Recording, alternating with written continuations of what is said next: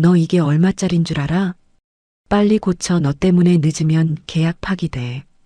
손해액만 몇 천억이야. 제가 잘못한 거 업어요. 차가 잘못한 거지. 이대로 가면 아저씨 죽어요. 저한테 욕하지 마세요. 그 전에 잠깐 시청 전 구독과 좋아요 버튼 한번 누르고 더 많은 이야기를 전해보세요. 여러분의 이야기를 전하고 싶으면 지금 어디에서 영상을 보고 계신지 댓글로 남겨주세요. 다음 이야기 속에 반영하겠습니다.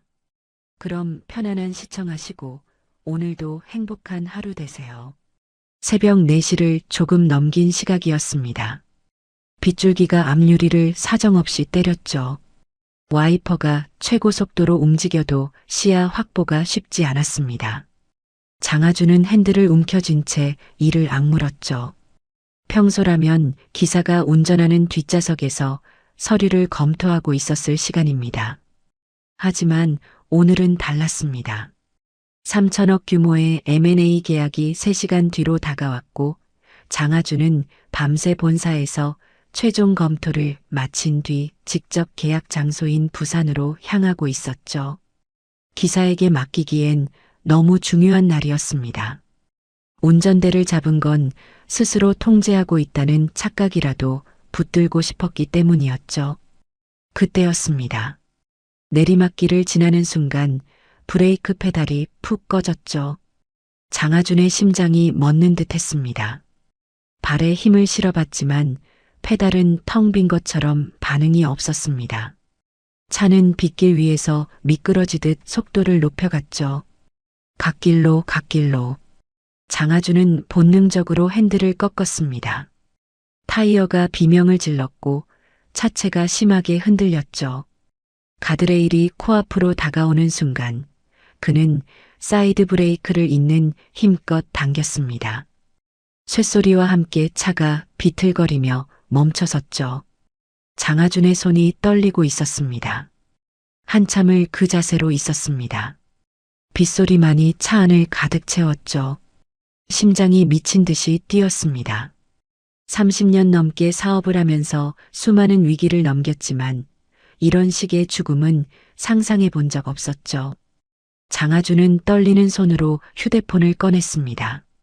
화면에 뜬 시간은 4시 12분.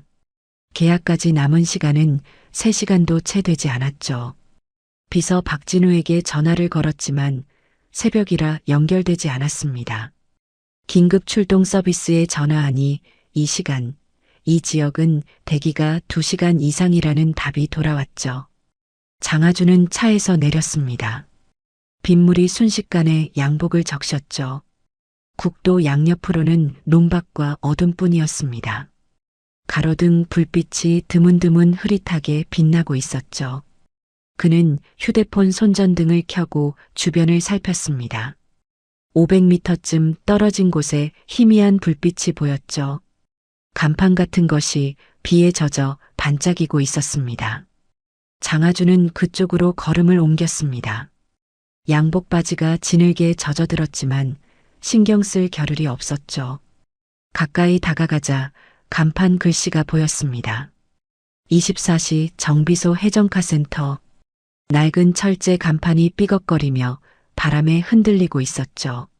셔터는 반쯤 올라가 있었고 안에서 작업등 불빛이 새어나왔습니다. 장하준은 셔터 아래로 몸을 숙여 들어갔죠. 정비소 안은 기름 냄새와 금속 냄새가 뒤섞여 있었습니다. 구석에는 부품들이 쌓여 있었고 리프트 위에는 작업 중인 차량이 올라가 있었죠. 계십니까? 장하준이 목소리를 높였습니다. 누군가 차량 밑에서 미끄러져 나왔죠. 기름때 묻은 작업복을 입은 여자였습니다. 30 초반쯤 되어 보였죠. 묶어 올린 머리에서 몇 가닥이 빠져나와 얼굴을 가렸고 손에는 렌치가 들려 있었습니다. 무슨 일이세요? 김혜정이 장갑을 벗으며 물었습니다. 목소리는 무뚝뚝했지만 눈빛은 또렷했죠. 차가 고장났소. 브레이크가 안 먹어서. 장하준은 급하게 설명했습니다. 3천억짜리 계약이 3시간 뒤에 있어. 최대한 빨리 고쳐주시오. 김혜정은 장하준을 위아래로 훑어봤습니다. 비에 젖은 고급 양복, 손목에 명품 시계, 그런 것들이 눈에 들어왔죠. 하지만 김혜정의 표정은 변하지 않았습니다. 차 어딨어요? 밖에요. 500m쯤. 견인해 올게요. 차종이 뭐예요? 장하준이 차종을 말하자 김혜정은 고개를 끄덕였습니다. 견인차 열쇠를 집어들고 밖으로 나갔죠. 장하준은 정비소 안에 남겨졌습니다. 허름한 사무실 한쪽에 낡은 소파가 있었고 그 위에 담요가 구겨져 있었죠. 여기서 자는 건가? 장하준은 혼잣말을 했습니다. 벽에는 자동차 부품 포스터와 함께 몇 장의 사진이 붙어 있었죠. 중년 여성과 함께 찍은 사진, 어린 시절 사진 같은 것들이었습니다. 30분쯤 지났을까요? 견인차가 정비소 앞에 도착했습니다. 김혜정이 장하준의 세단을 리프트 위로 올렸죠. 그리고 후드를 열어 점검을 시작했습니다. 장하준은 초조하게 시계를 확인했습니다. 4시 50분. 시간이 너무 빨리 흘러가고 있었죠. 얼마나 걸리겠소? 장하준이 다가가 물었습니다. 김혜정은 대답 없이 이것저것을 살피더니 고개를 들었죠. 브레이크 라인이 터졌어요. 오일이 다 샜고요. 최소 이틀은 걸려요. 장하준의 얼굴이 돌처럼 굳어졌습니다. 이틀이라니. 뭔 소리요? 돈은 얼마든지 줄 테니 지금 당장 고쳐주시오. 김혜정은 고개를 저었죠. 돈 문제가 아니에요. 부품이 없어요. 이 차종 브레이크 라인은 주문해야 하고 빨라야 내일 오후에 도착해요. 장하준은 입술을 깨물었습니다. 수도권이면 몰라도 이런 외진 곳에서는 부품 수급이 어려운 건 당연했죠. 하지만 받아들일 수가 없었습니다. 다른 방법은 없소. 렌터카라도. 이 시간에 이 동네에서요. 김혜정은 담담하게 대답했습니다. 가장 가까운 렌터카 영업소가 30km 밖이에요. 새벽 6시에 문 열고요. 장하준은 휴대폰을 꺼내 다시 박진우에게 전화했습니다. 이번에는 연결되었죠. 진우야, 나야. 차가 고장났어. 계약 장소까지 차 좀 보내줘. 지금 당장. 전화기 너머로 박진우의 당황한 목소리가 들렸습니다. 회장님, 지금 부산까지 차를 보내려면 최소 2시간 반은 걸립니다. 그럼 계약 시간에 늦어요. 장하준은 전화를 끊었습니다. 손이 떨리고 있었죠. 3천억짜리 계약이었습니다. 3년 동안 공들인 딜이었죠. 경쟁사 한진물산의 최동석 회장이 호시탐탐 노리고 있는 물건이기도 했습니다. 장하준이 약속 시간에 나타나지 않으면 최동석은 기다렸다는 듯이 계약을 가로챌 것이었죠. 정비소 구석에 있는 녹슨 의자에 장하준은 털썩 주저앉았습니다. 김혜정은 그런 장하준을 힐끗 보더니 다시 작업에 집중했습니다. 그때 정비소 안쪽 문이 열리고 누군가 나왔죠. 50대 초반의 남자였습니다. 머리가 희끗희끗했고 손에는 컵라면이 들려 있었죠. 누구야, 이 시간에. 지나가던 손님이에요, 삼촌. 브레이크 터졌대요. 박민수라는 이름표가 작업복에 붙어 있었습니다. 김혜정의 삼촌이자 이 정비소의 공동 운영자였죠. 박민수는 장하준을 살펴봤습니다. 그리고 낮은 목소리로 김혜정에게 말했죠. 어머니 병원비 낼 날이 이틀 남았어. 이번 달 힘들겠다. 알아요. 김혜정의 대답은 짧았습니다. 하지만 그 목소리에는 무게가 실려 있었죠. 장하준은 그 대화를 들으며 정비소를 다시 둘러봤습니다. 낡은 시설, 구석에 쌓인 미수금 장부. 이곳의 사정이 넉넉지 않다는 건 한눈에 알 수 있었죠. 새벽 5시가 넘어가고 있었습니다. 장하준은 결국 박진우에게 다시 전화했죠. 계약 시간을 오후로 미뤄봐. 어떻게든. 박진우의 목소리에는 난감함이 묻어났습니다. 회장님, 상대 측에서 시간 변경은 없다고 못 박았습니다. 오전 7시까지 도착 안 하면 계약은 무효라고요. 장하준은 전화를 끊고 눈을 감았습니다. 30년 사업 인생에서 이런 식으로 계약을 놓친 적은 없었죠. 그것도 차 고장 따위로. 빗소리가 조금씩 잦아들고 있었습니다. 김혜정은 묵묵히 다른 차량 작업을 계속하고 있었죠. 장하준은 그 모습을 물끄러미 바라봤습니다. 저 여자는 자기 사정도 어려우면서 왜 저렇게 담담할까? 잠시 그런 생각이 스쳤죠. 하지만 이내 자신의 상황이 머릿속을 다시 채웠습니다. 3천억. 그 숫자가 가슴을 짓눌렀죠. 6시가 되었습니다. 장하준의 휴대폰이 울렸죠. 박진우였습니다. 회장님, 상대 측에서 연락 왔습니다. 계약 장소에 안 오시면 한진물산과 진행한다고요. 장하준은 대답하지 못했습니다. 입술이 바짝 말라 있었죠. 결국 7시가 되었고 장하준은 부산에 도착하지 못했습니다. 3천억짜리 계약은 그렇게 물 건너갔죠. 장하준은 정비소 의자에 앉은 채 창밖을 바라봤습니다.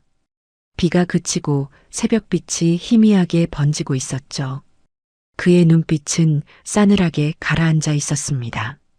누군가 이 대가를 치러야 했죠. 반드시. 그날 오후 인터넷은 장하준의 실패로 들끓었습니다. 경제뉴스 헤드라인마다 비슷한 제목이 달렸죠. 장하준 회장, 3천억 M&A 계약 불참으로 무산. 한진물산 최동석 회장이 정격 인수. 기사 아래에는 악성 댓글이 줄줄이 달렸습니다. 대기업 회장이 약속 시간도 못 지키나. 장하준도 이제 끝물이다. 장하준은 서울 본사 회장실에서 노트북 화면을 응시하고 있었죠. 손가락이 책상을 두드리는 소리만이 조용한 방 안을 채웠습니다. 박진우 비서가 조심스럽게 문을 열고 들어왔습니다. 회장님, 한진물산 측에서 보도자료를 냈습니다. 장하준은 고개를 들지 않았죠. 읽어봐. 박진우는 태블릿을 들고 읽기 시작했습니다. 한진물산 최동석 회장은 오늘 오전 3천억 규모의 물류기업 인수계약을 성사시켰다. 최 회장은 인터뷰에서 밝혔다. 사업은 타이밍입니다. 약속을 지키지 못하는 사람은 결국 기회를 놓치게 되어 있죠. 박진우의 목소리가 작아졌습니다. 노골적인 조롱이었죠.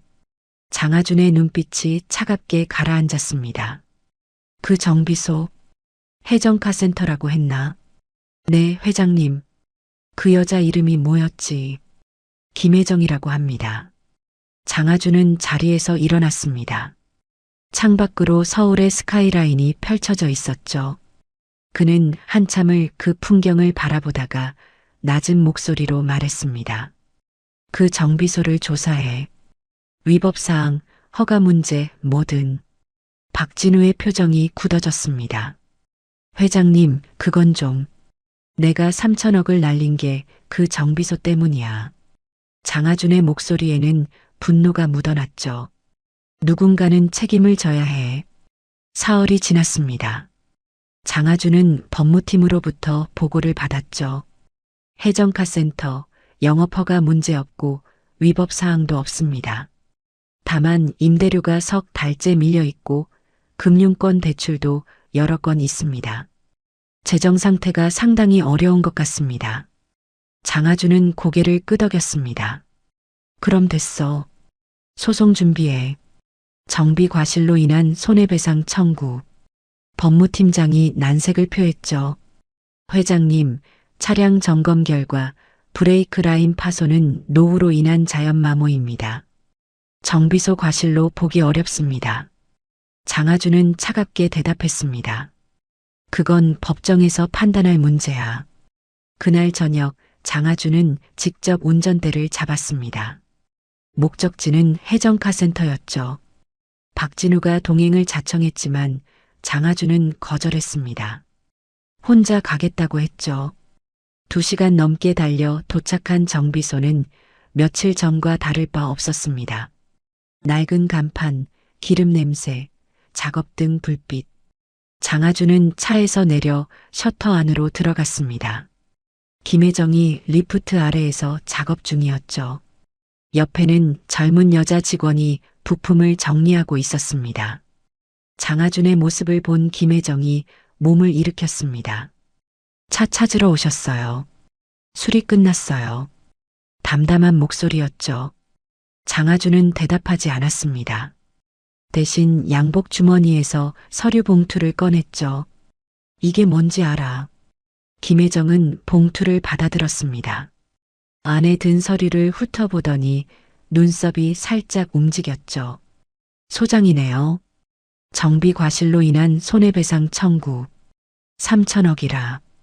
장하준은 냉정하게 말했습니다. 당신 때문에 내가 3천억짜리 계약을 놓쳤어. 이틀 걸린다고 했지. 그 이틀 때문에 내 인생이 망가졌어. 김혜정의 표정은 변하지 않았습니다. 브레이크 라인이 터진 건 제 잘못이 아니에요. 차량 관리는 소유자 책임이죠. 내가 더 빨리 고쳤으면 됐어. 장하준의 목소리가 높아졌죠. 부품이 없다는 핑계 대지 말고. 핑계가 아니에요. 사실이에요. 김혜정은 여전히 침착했습니다. 그 침착함이 장하준의 분노를 더 자극했죠. 좋아. 그럼 법정에서 보자. 이 정비소 문 닫게 해줄 테니까. 그때 옆에서 부품을 정리하던 젊은 여자가 끼어들었습니다. 최서연이라는 이름표가 작업복에 붙어 있었죠.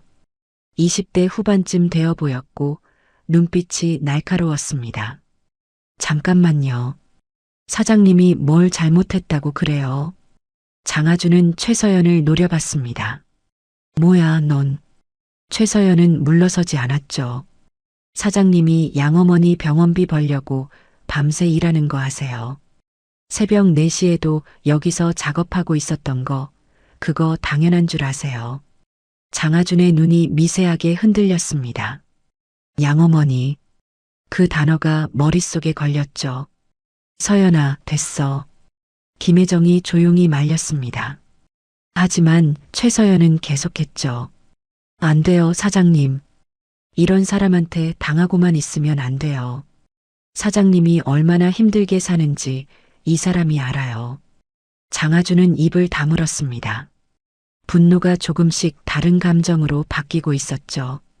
하지만 그는 그 감정을 인정하고 싶지 않았습니다. 그 순간이었습니다. 최서연이 김혜정의 책상 위에 있던 서류 더미를 건드렸죠. 그 충격에 책상 구석에 놓여 있던 낡은 사진 한 장이 바닥으로 떨어졌습니다. 장하준의 시선이 자연스럽게 그쪽으로 향했죠. 사진은 앞면이 위를 향한 채 그의 발 앞에 떨어져 있었습니다. 아기 사진이었죠. 갓 태어난 듯한 아기가 누군가의 품에 안겨 있었습니다. 장하준은 무심코 그 사진을 집어들었습니다. 그리고 심장이 멎는 듯했죠. 사진 속 아기의 손목에 무언가가 빛나고 있었습니다. 은팔찌였죠. 가느다란 은팔찌에 작은 별 모양 장식이 달려 있었습니다. 장하준의 손이 떨리기 시작했습니다. 그 팔찌를 알고 있었죠.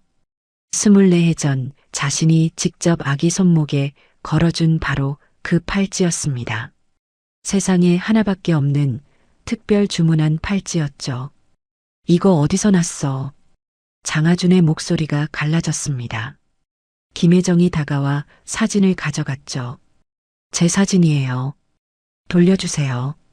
이 아기가 누구야? 장하준은 사진을 놓지 않았습니다. 손에 힘이 들어가 사진 모서리가 구겨졌죠. 김혜정의 눈빛이 처음으로 흔들렸습니다. 저예요. 제가 아기 때 찍은 사진이에요. 왜요? 장하준은 대답하지 못했습니다. 머릿속이 하얗게 비어버렸죠. 24년 전의 기억이 파도처럼 밀려왔습니다. 갓 태어난 딸아이를 안고 있던 순간 그 작은 손목에 은팔찌를 걸어주며 했던 약속. 아빠가 평생 지켜줄게. 하지만 그 약속은 지켜지지 않았죠. 전 아내 오수진이 아이를 데리고 떠났고 장하준은 그 후로 딸을 한 번도 보지 못했습니다. 아무리 찾아도 찾을 수 없었죠. 오수진은 흔적도 없이 사라졌고 결국 장하준은 포기해야 했습니다.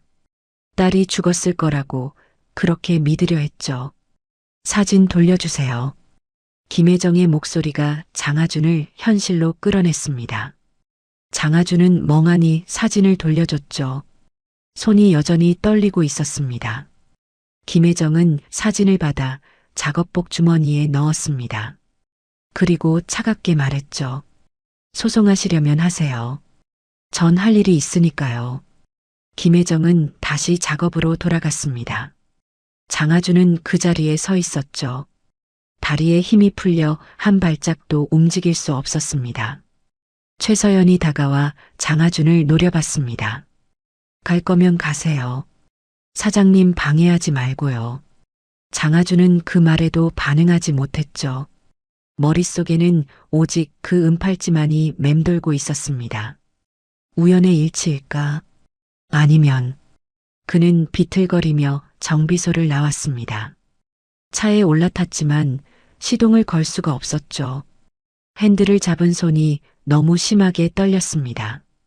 장하준은 휴대폰을 꺼내 박진우에게 전화했습니다. 목소리가 갈라져 나왔죠. 진우야. 네, 회장님. 김혜정. 그 여자 신원 조회해. 출생 기록, 입양 기록, 전부 다. 박진우는 의아한 목소리로 물었습니다. 회장님, 무슨 일이십니까? 목소리가 이상하세요. 장하준은 대답하지 않았죠. 그냥 해. 빨리. 전화를 끊고 장하준은 한참을 차 안에 앉아 있었습니다. 창밖으로 정비소의 불빛이 보였죠. 김혜정의 실루엣이 작업등 아래에서 움직이고 있었습니다. 24년이었습니다. 그 긴 세월 동안 장하준은 딸을 잊으려 했죠. 사업에 몰두하고 재혼도 하고 아들도 낳았습니다. 하지만 마음 한구석에는 항상 그 아이가 있었죠. 잠들기 전마다 떠오르는 그 작은 얼굴, 그 은팔찌를 걸어주던 순간의 따뜻함, 그리고 끝내 지키지 못한 약속에 대한 죄책감. 그것들이 장하준을 괴롭혀왔습니다. 그 여자가 정말 내 딸일까? 장하준은 중얼거렸죠. 아니야. 그럴 리가 없어. 하지만 그 은팔찌는 분명했습니다. 세상에 하나밖에 없는 디자인이었죠. 특별히 장인에게 의뢰해 만든 것이었습니다. 우연의 일치로 같은 팔찌가 있을 확률은 거의 제로였죠. 장하준은 눈을 감았습니다.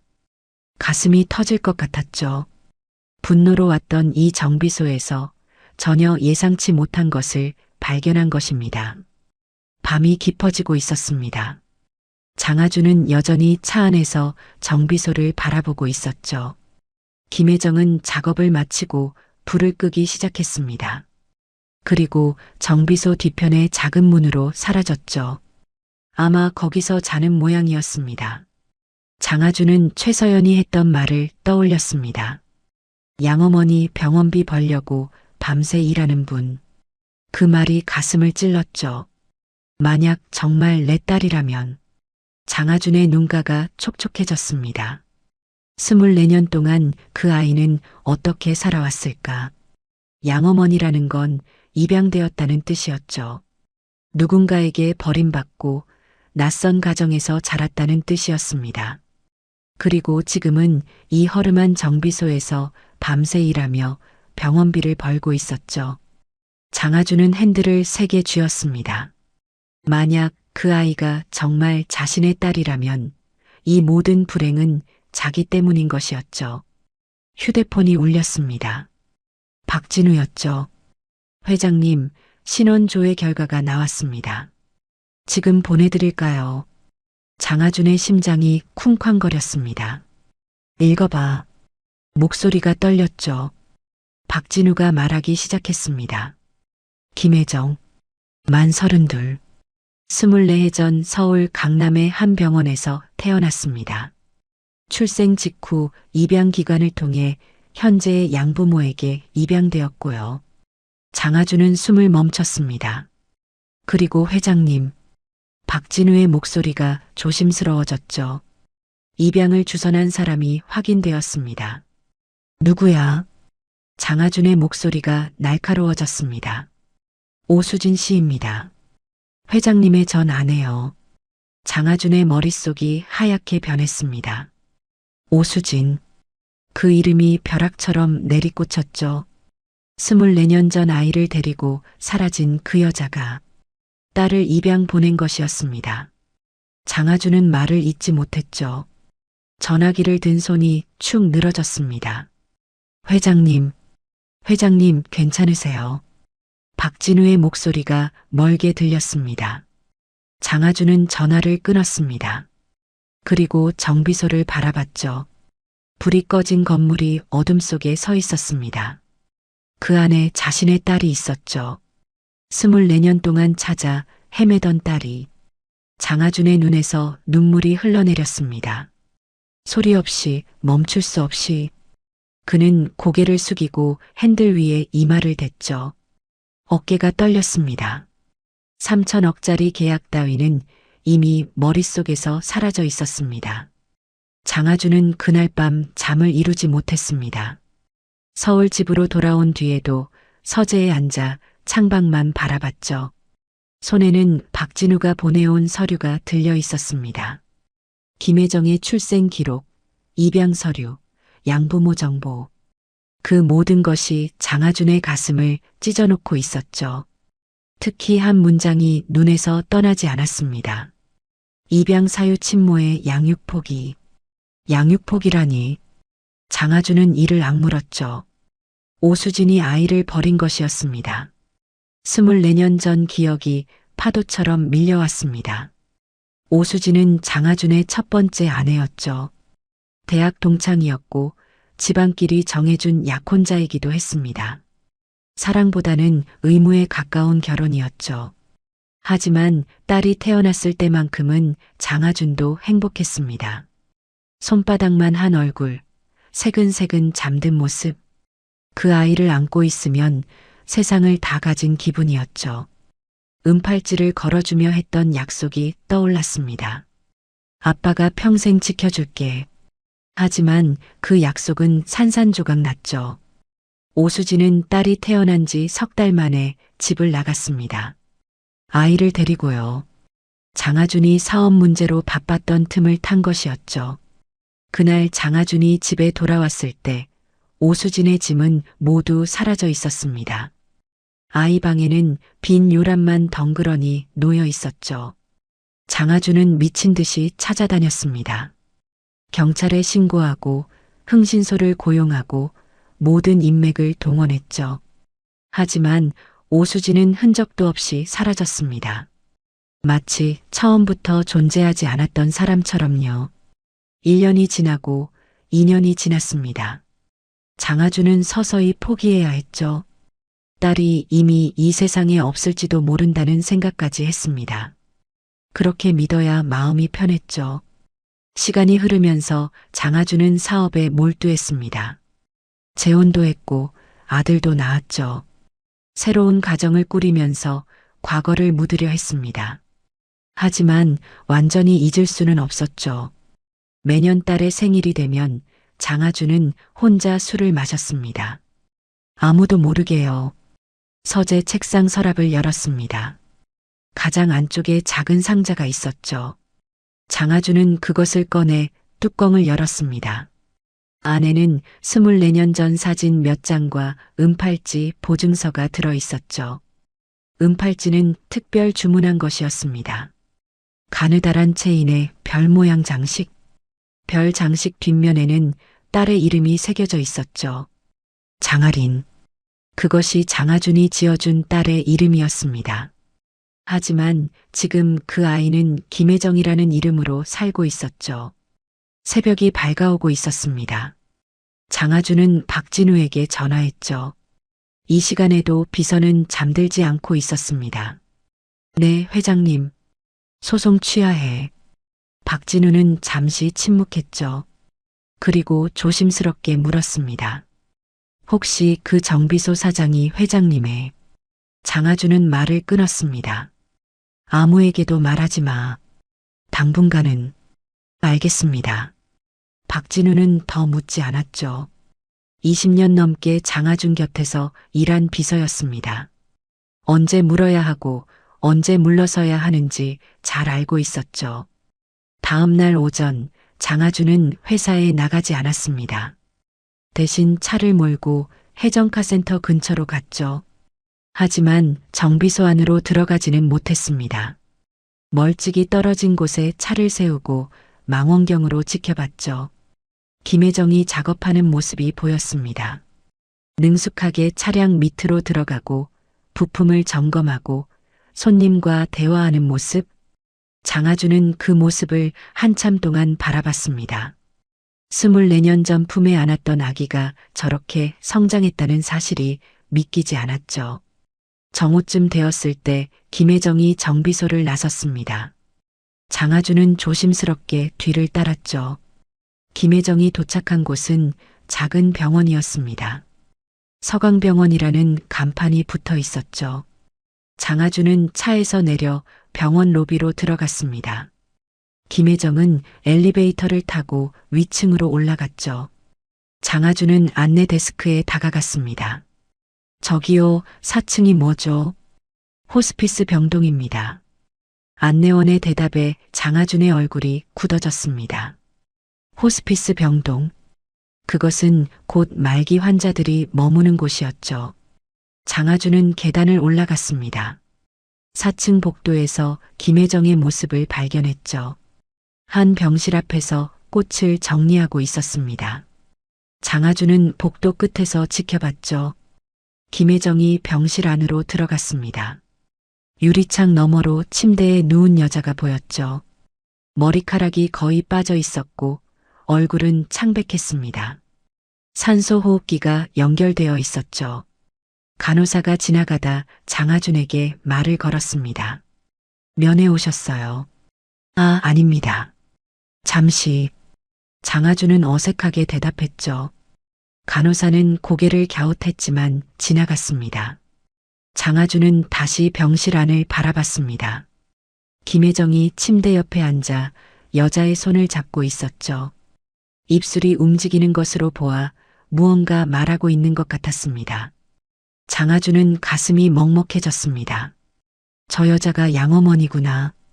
그리고 곧 세상을 떠날 것이었죠. 장하준은 조용히 병원을 빠져나왔습니다. 차에 앉아 한참을 생각에 잠겼죠. 김혜정의 삶이 어떠했는지 조금씩 그려지기 시작했습니다. 친부모에게 버림받고 양부모 밑에서 자랐죠. 그리고 지금은 양어머니가 죽어가는 것을 지켜보고 있었습니다. 정비소에서 밤새 일하며 병원비를 버는 이유가 바로 그것이었죠. 장하준은 눈을 감았습니다. 자신이 3천억 계약을 잃고 분노할 때 김혜정은 어머니의 죽음을 준비하고 있었던 것입니다. 그날 저녁 장하준은 다시 해정카센터로 향했습니다. 이번에는 양복 대신 평범한 옷차림이었죠. 정비소 앞에 도착했을 때 최서연이 밖에서 담배를 피우고 있었습니다. 장하준을 보자 눈살을 찌푸렸죠. 또 왔어요. 이번엔 뭐예요? 소송 취하하러 왔다. 장하준은 담담하게 대답했습니다. 최서연의 눈이 커졌죠. 뭐라고요? 소송 취하야. 여기 서류. 장하준은 봉투를 내밀었습니다. 최서연은 의심스러운 눈으로 봉투를 받아들었죠. 사장님. 최서연이 안으로 소리쳤습니다. 김혜정이 작업을 멈추고 나왔죠. 장하준을 보자 표정이 굳어졌습니다. 무슨 일이세요? 소송 취하한다고요. 이 사람. 최서연이 봉투를 흔들며 말했습니다.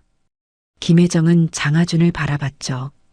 눈빛에는 여전히 경계심이 가득했습니다. 왜요? 갑자기. 장하준은 잠시 말을 고르다가 대답했습니다. 생각해보니 내 잘못이더군. 차 관리를 제대로 안 한 건 나니까. 김혜정은 묵묵히 장하준을 응시했습니다. 믿기 어렵다는 표정이었죠. 그냥 가세요. 더 이상 볼 일 없으니까. 알았어. 장하준은 돌아서려다가 멈춰섰습니다. 그리고 다시 김혜정을 바라봤죠. 근데 혹시 일손이 필요하면 연락해. 정비소 운영 자금이든 뭐든.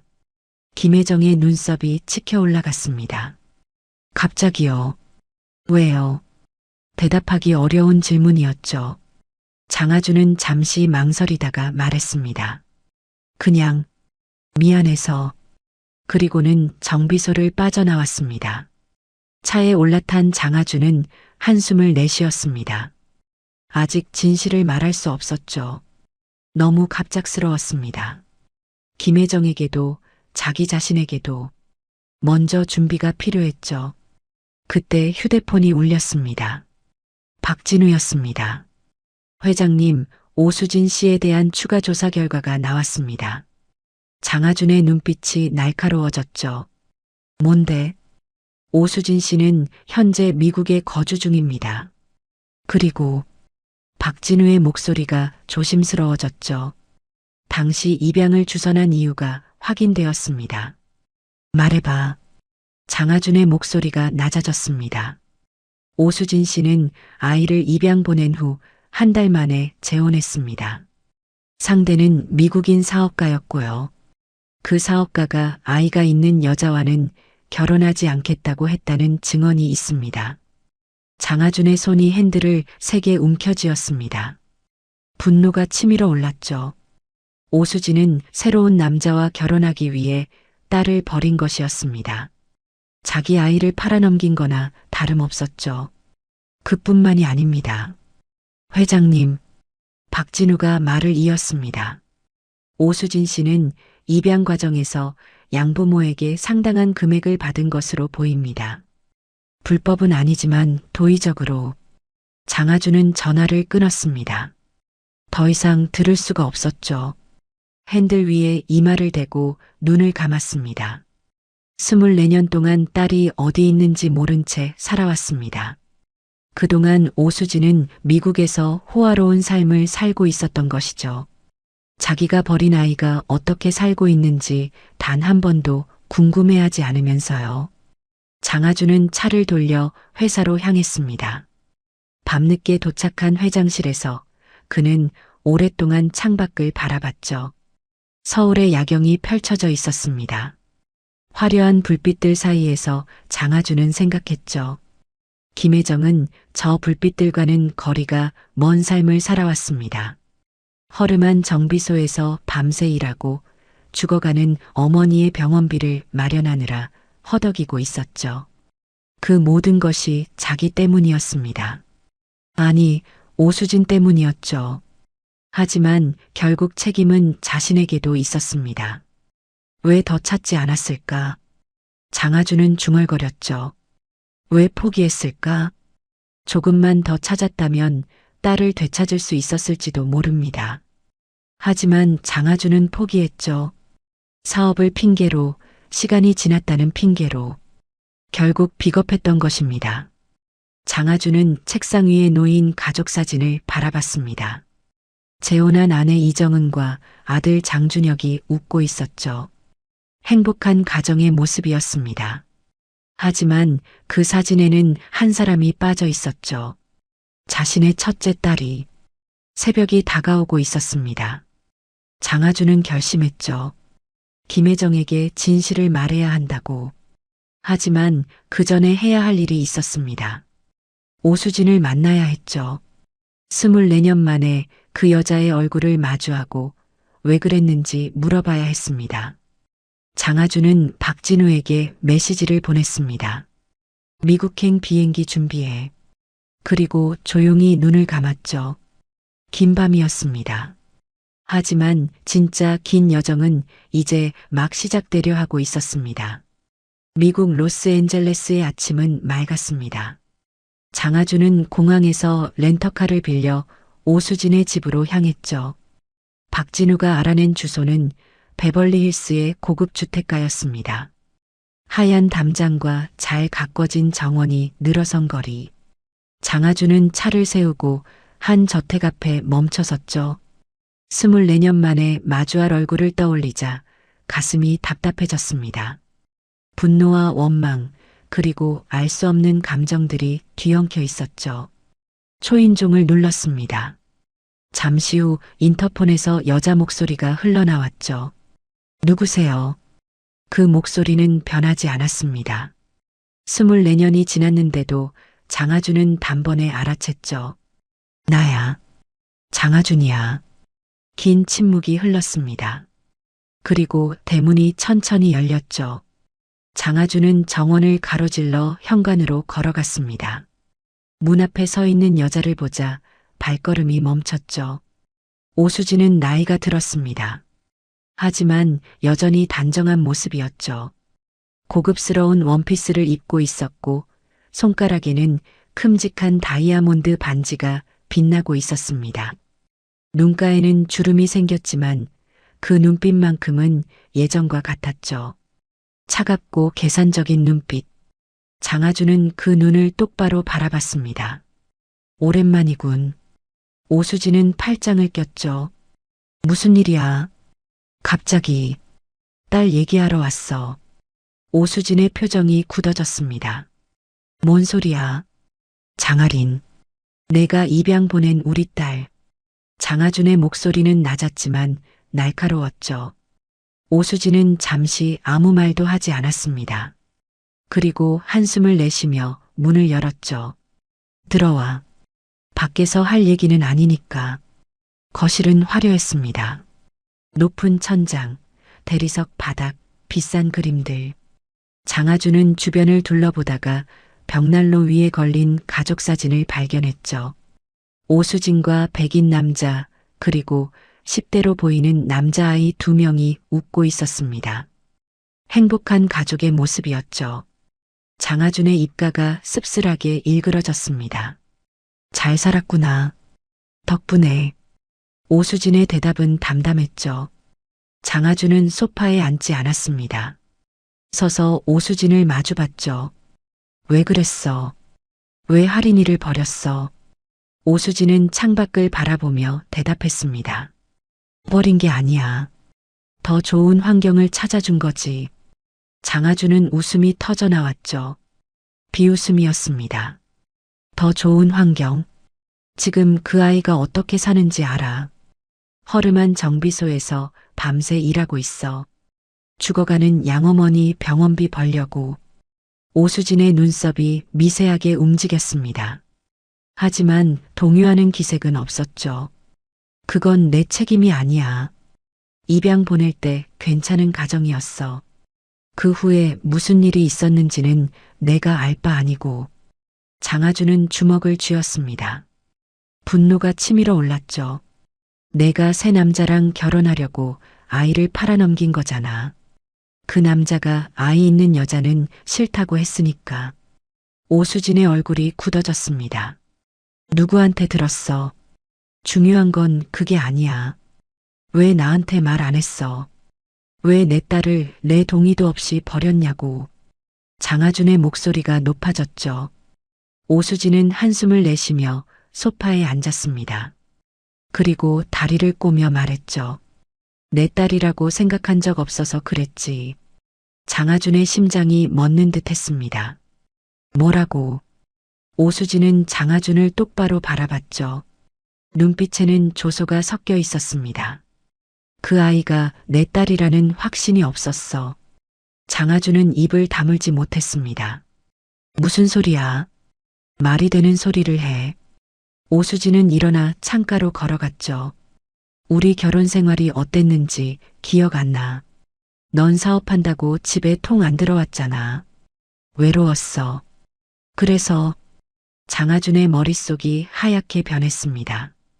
그래서 뭐, 다른 남자가 있었어. 잠깐이었지만. 오수진은 돌아서서 장하준을 바라봤죠. 그래서 그 아이가 내 아이인지 확신할 수 없었던 거야. 장하준은 비틀거렸습니다. 소파 등받이를 잡고 간신히 몸을 지탱했죠. 거짓말. 거짓말이야. 은팔찌가 있었어. 내가 직접 걸어준 은팔찌가. 오수진은 어깨를 으쓱했습니다. 팔찌가 있으면 내 아이야. 그게 무슨 논리야. 장하준은 숨을 고르려 했습니다. 하지만 쉽지 않았죠. 오수진의 말이 진실인지 거짓인지 알 수 없었습니다. 하지만 한 가지는 확실했죠. 이 여자는 딸에 대해 어떤 애정도 없었습니다. 자기 인생을 위해 아이를 버린 것이었죠. 그게 자기 아이든 아니든 상관없이. 너 진짜. 장하준의 목소리가 떨렸습니다. 어떻게 그럴 수가 있어? 사람이. 오수진은 냉정하게 대답했죠. 난 내 인생을 선택한 거야. 그게 뭐가 잘못됐어? 넌 사업하느라 가정에 신경도 안 썼잖아. 내가 혼자서 아이를 키우면서 불행하게 살길 원했어. 장하준은 말을 잇지 못했습니다. 오수진의 논리는 비뚤어져 있었지만 어딘가 찔리는 구석도 있었죠. 자신이 정말 좋은 남편이었는지, 좋은 아버지가 될 준비가 되어 있었는지, 그 질문에 자신 있게 답할 수 없었습니다. 장하준은 현관으로 향했습니다. 더 이상 이 집에 있고 싶지 않았죠. 문 앞에서 멈춰서서 뒤를 돌아봤습니다. 오수진은 여전히 창가에 서 있었죠. 나 그 아이한테 진실을 말할 거야. 내가 왜 버렸는지도. 오수진의 표정은 변하지 않았습니다. 좋을 대로 해. 어차피 그 아이도 날 기억 못할 테니까. 장하준은 문을 닫고 나왔습니다. 햇살이 눈부셨지만 가슴은 어둡기만 했죠. 차에 올라탄 뒤 한참을 핸들만 잡고 앉아 있었습니다. 오수진의 말이 머릿속을 맴돌았죠. 내 딸이라는 확신이 없었어. 그 말이 사실일까요? 아니면 자기 합리화를 위한 거짓말일까요? 장하준은 고개를 저었습니다. 중요한 건 그게 아니었죠. DNA 검사를 하면 됩니다. 그것으로 모든 게 밝혀지겠죠. 휴대폰이 울렸습니다. 한국에서 온 전화였죠. 박진우가 아니었습니다. 현재 아내 이정은이었죠. 여보, 어디야? 지금 미국이야. 급한 일이 있어서. 이정은의 목소리에는 의심이 묻어났습니다. 무슨 일인데? 갑자기 미국이야. 나중에 설명할게. 장하준은 전화를 끊었습니다. 아직 이정은에게 말할 수 없었죠. 김혜정의 존재를. 첫 번째 결혼해서 낳은 딸이 살아있다는 사실을. 비행기 안에서 장하준은 잠을 이루지 못했습니다. 오수진의 말이 계속 귓가에 맴돌았죠. 다른 남자가 있었어. 그 말이 사실이라면 김혜정은 자신의 딸이 아닐 수도 있었습니다. 하지만 그래도 상관없었죠. 은팔찌가 있었습니다. 자신이 직접 걸어준 그 팔찌가. 그 아이가 누구의 핏줄이든 장하준에게는 자기 딸이었죠. 적어도 그때는 그랬습니다. 한국에 도착한 건 다음 날 저녁이었습니다. 장하준은 공항에서 바로 서강병원으로 향했죠. 김혜정의 양어머니를 확인하고 싶었습니다. 병원 로비에 들어서자 익숙한 목소리가 들렸습니다. 사장님, 진정하세요. 최서연의 목소리였죠. 장하준은 복도를 따라 걸어갔습니다. 호스피스 병동 앞에서 김혜정과 최서연이 서 있었죠. 김혜정의 얼굴은 창백했고 눈은 빨갛게 충혈되어 있었습니다. 장하준은 가까이 다가갔습니다. 무슨 일이야? 최서연이 돌아봤죠. 눈살을 찌푸렸습니다. 왜 여기 있어요? 당신이 올 때가 아니잖아요. 장하준은 최서연의 말을 무시하고 김혜정을 바라봤습니다. 김혜정은 고개를 들지 않았죠. 어머니가. 김혜정의 목소리가 갈라졌습니다. 오늘 아침에 의식을 잃으셨어요. 의사 선생님이 며칠 못 버틸 거래요. 장하준의 가슴이 철렁 내려앉았습니다. 김혜정의 어깨가 떨리고 있었죠. 그 모습을 보자 장하준은 자신도 모르게 손을 뻗었습니다. 하지만 닿기 직전에 멈췄죠. 아직은 안 됐습니다. 아직 진실을 말하지 않았으니까요. 혜정 씨, 장하준은 조심스럽게 불렀습니다. 김혜정이 고개를 들었죠. 눈물이 볼을 타고 흘러내리고 있었습니다. 필요한 거 있으면 말해. 뭐든 도와줄게. 장하준의 말에 김혜정은 고개를 저었습니다. 왜요? 왜 저한테 이래요? 소송한다고 하더니 갑자기 취하하고 도와주겠다고 하고. 대체 뭘 원하는 거예요? 김혜정의 목소리에는 의심과 피로가 뒤섞여 있었죠. 장하준은 대답하지 못했습니다. 진실을 말하기에는 지금이 적절한 때가 아니었죠. 그때 병실 문이 열리고 의사가 나왔습니다.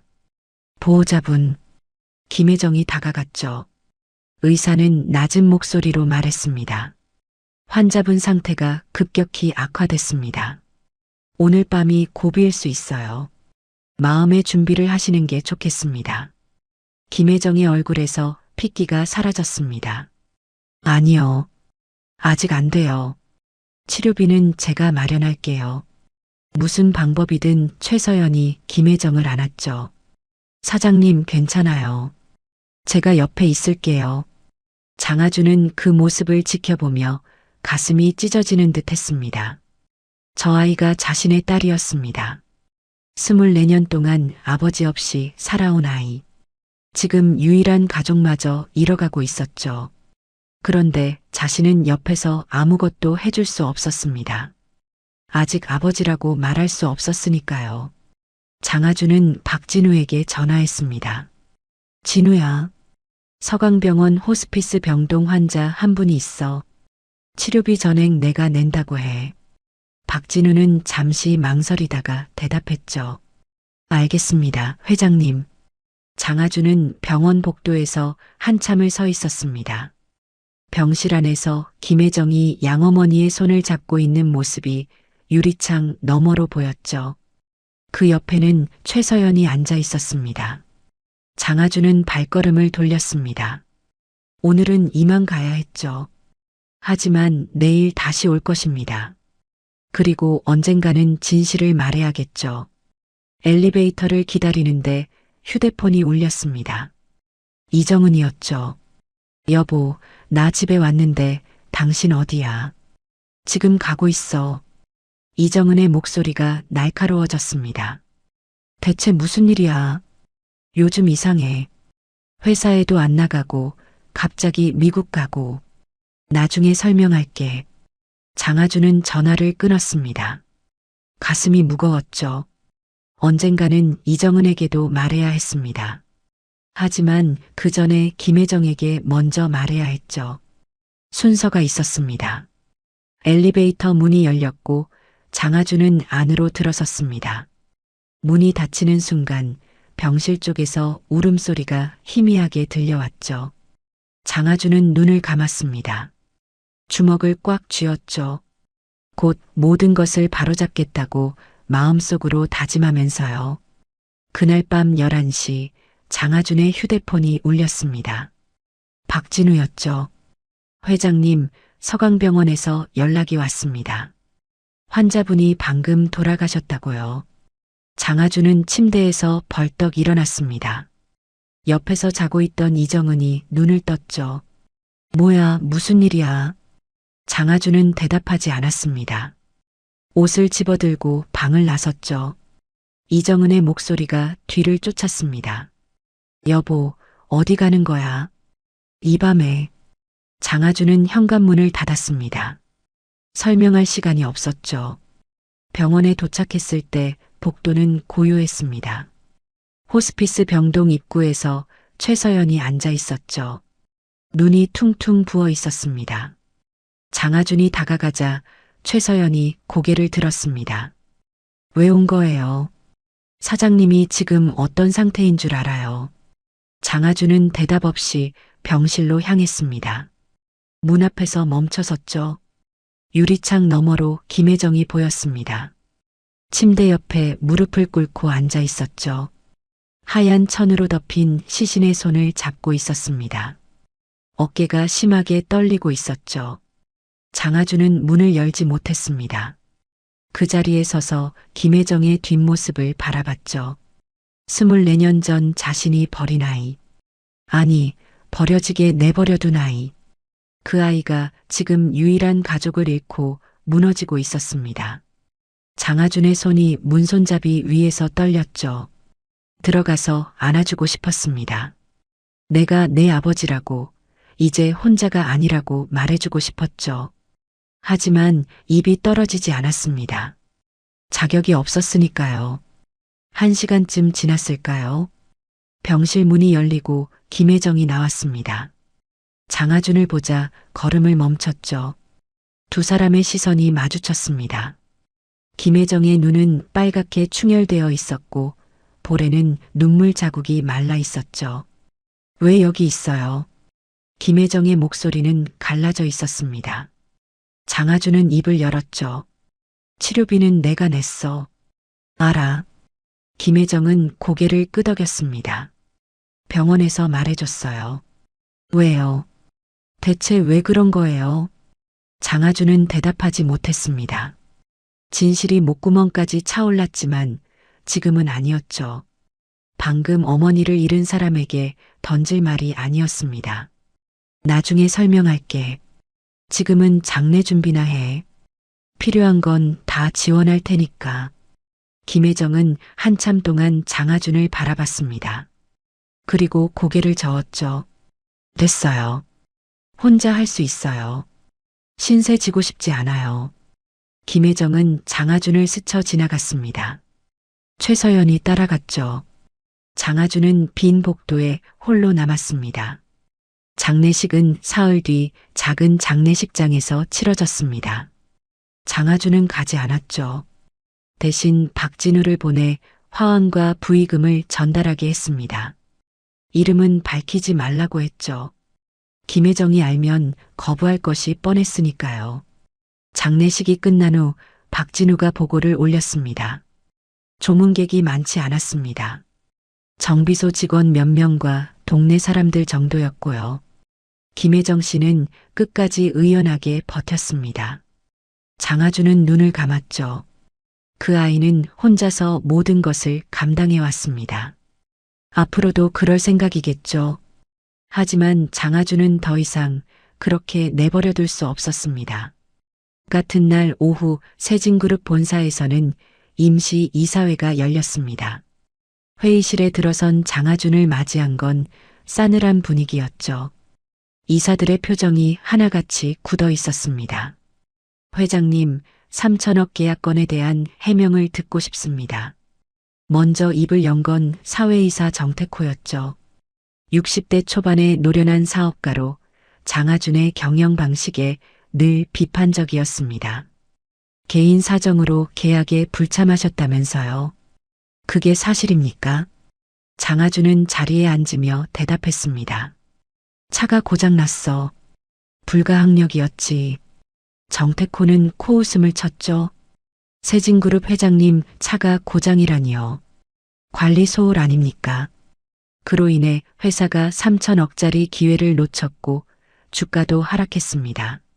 책임 문제가 제기되고 있어요. 장하준의 눈빛이 날카로워졌습니다. 책임. 누가 그런 소리를 해? 회의실 구석에서 한 남자가 손을 들었습니다. 장하준의 이복 동생 장하민이었죠.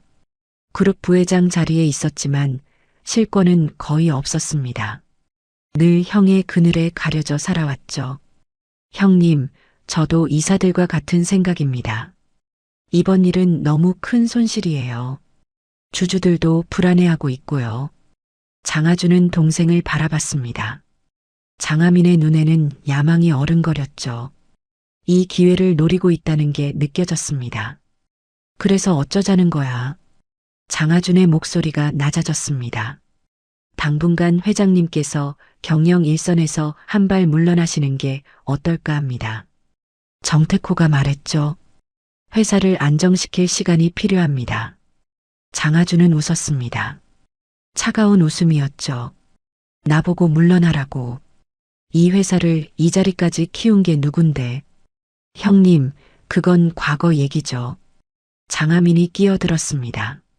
지금 중요한 건 앞으로의 비전입니다. 형님이 요즘 집중을 못하고 계신 건 다들 알고 있어요. 장하준은 테이블을 내리쳤습니다. 회의실이 조용해졌죠. 집중을 못한다고. 내가. 목소리가 떨렸습니다. 분노 때문만은 아니었죠. 장하민의 말이 어딘가 맞는 구석이 있었기 때문이었습니다. 요즘 장하준의 머릿속은 온통 김혜정 생각뿐이었죠. 회사 일에 소홀했던 건 사실이었습니다. 이거는 나중에 다시 논의하지. 장하준은 자리에서 일어났습니다. 오늘은 여기까지야. 그리고 회의실을 나섰죠. 등 뒤에서 이사들의 수군거림이 들렸습니다. 회장실로 돌아온 장하준은 창밖을 바라봤습니다. 서울의 스카이라인이 펼쳐져 있었죠. 30년 넘게 쌓아온 것들이었습니다. 하지만 지금 그것들이 무의미하게 느껴졌죠. 3천억을 잃었고 이사회는 반란을 꾀하고 있었습니다. 하지만 장하준의 마음은 다른 곳에 있었죠. 김혜정. 그 아이에게 어떻게 다가가야 할지, 어떻게 진실을 말해야 할지 그 생각뿐이었습니다. 박진우가 노크하고 들어왔습니다. 회장님, 말씀하신 DNA 검사건입니다. 준비됐어. 네. 검사기관에 연락해뒀습니다. 회장님 샘플은 확보했고 김혜정 씨 샘플만 있으면 됩니다. 장하준은 고개를 끄덕였죠. 샘플을 어떻게 구하느냐가 문제였습니다. 김혜정에게 직접 요청할 수는 없었죠. 정비소에서 뭔가 구할 수 있을까? 머리카락이나 컵 같은 거. 박진우는 잠시 망설이다가 대답했습니다. 가능은 합니다만 법적으로 문제가 될 수 있습니다. 장하준은 한숨을 내쉬었죠. 직접 요청하는 수밖에 없었습니다. 그날 저녁 장하준은 다시 해정카센터로 향했습니다. 장례를 마치고 돌아온 김혜정이 일하고 있을 거라 생각했죠. 예상대로 정비소 불이 켜져 있었습니다. 셔터 안으로 들어가자 김혜정이 차량 밑에서 작업 중이었죠. 최서연은 보이지 않았습니다. 장하준은 조심스럽게 다가갔습니다. 혜정 씨. 김혜정이 미끄러져 나왔죠. 장하준을 보자 표정이 굳어졌습니다. 또 왔네요. 할 얘기가 있어. 장하준은 진지하게 말했습니다. DNA 검사를 해보고 싶어? 김혜정의 눈썹이 치켜 올라갔죠. 뭐요? DNA 검사를 해보자고. 왜요? 대체 왜 그런 걸 하자는 거예요? 장하준은 깊은 숨을 들이쉬었습니다. 진실을 말해야 할 때였죠. 하지만 쉽지 않았습니다. 입이 잘 떨어지지 않았죠. 내가 내 딸일 수도 있어서. 장하준의 목소리가 떨렸습니다. 김혜정은 한참 동안 아무 말도 하지 않았죠. 그리고 웃었습니다. 비웃음이었습니다. 뭐요? 지금 무슨 말도 안 되는 소리를 하는 거예요. 말도 안 되는 소리가 아니야. 은팔찌. 내가 가지고 있는 그 아기 사진. 거기 있는 은팔찌는 내가 24년 전에 내 딸에게 걸어준 거야. 김혜정의 얼굴에서 웃음기가 사라졌습니다.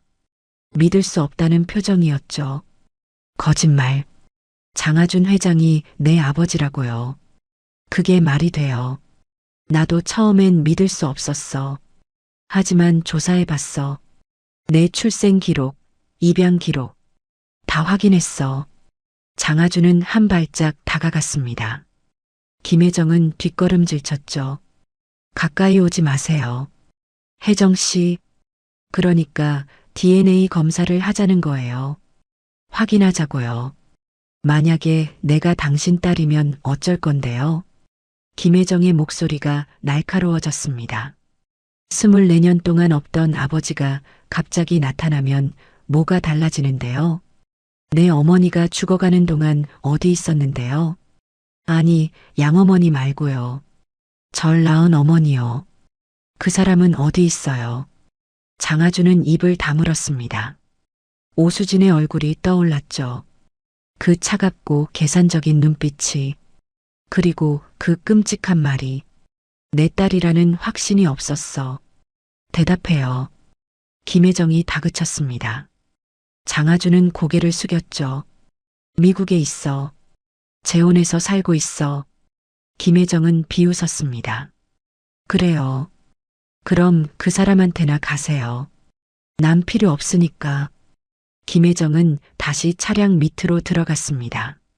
대화는 끝났다는 뜻이었죠. 장하준은 그 자리에 서 있었습니다. 발을 뗄 수가 없었죠. 하지만 더 이상 할 수 있는 말이 없었습니다. 정비소를 나온 장하준은 차에 앉아 한참을 생각에 잠겼습니다. 김혜정의 반응은 당연한 것이었죠. 갑자기 나타나 아버지라고 하면 누가 받아들일 수 있겠습니까?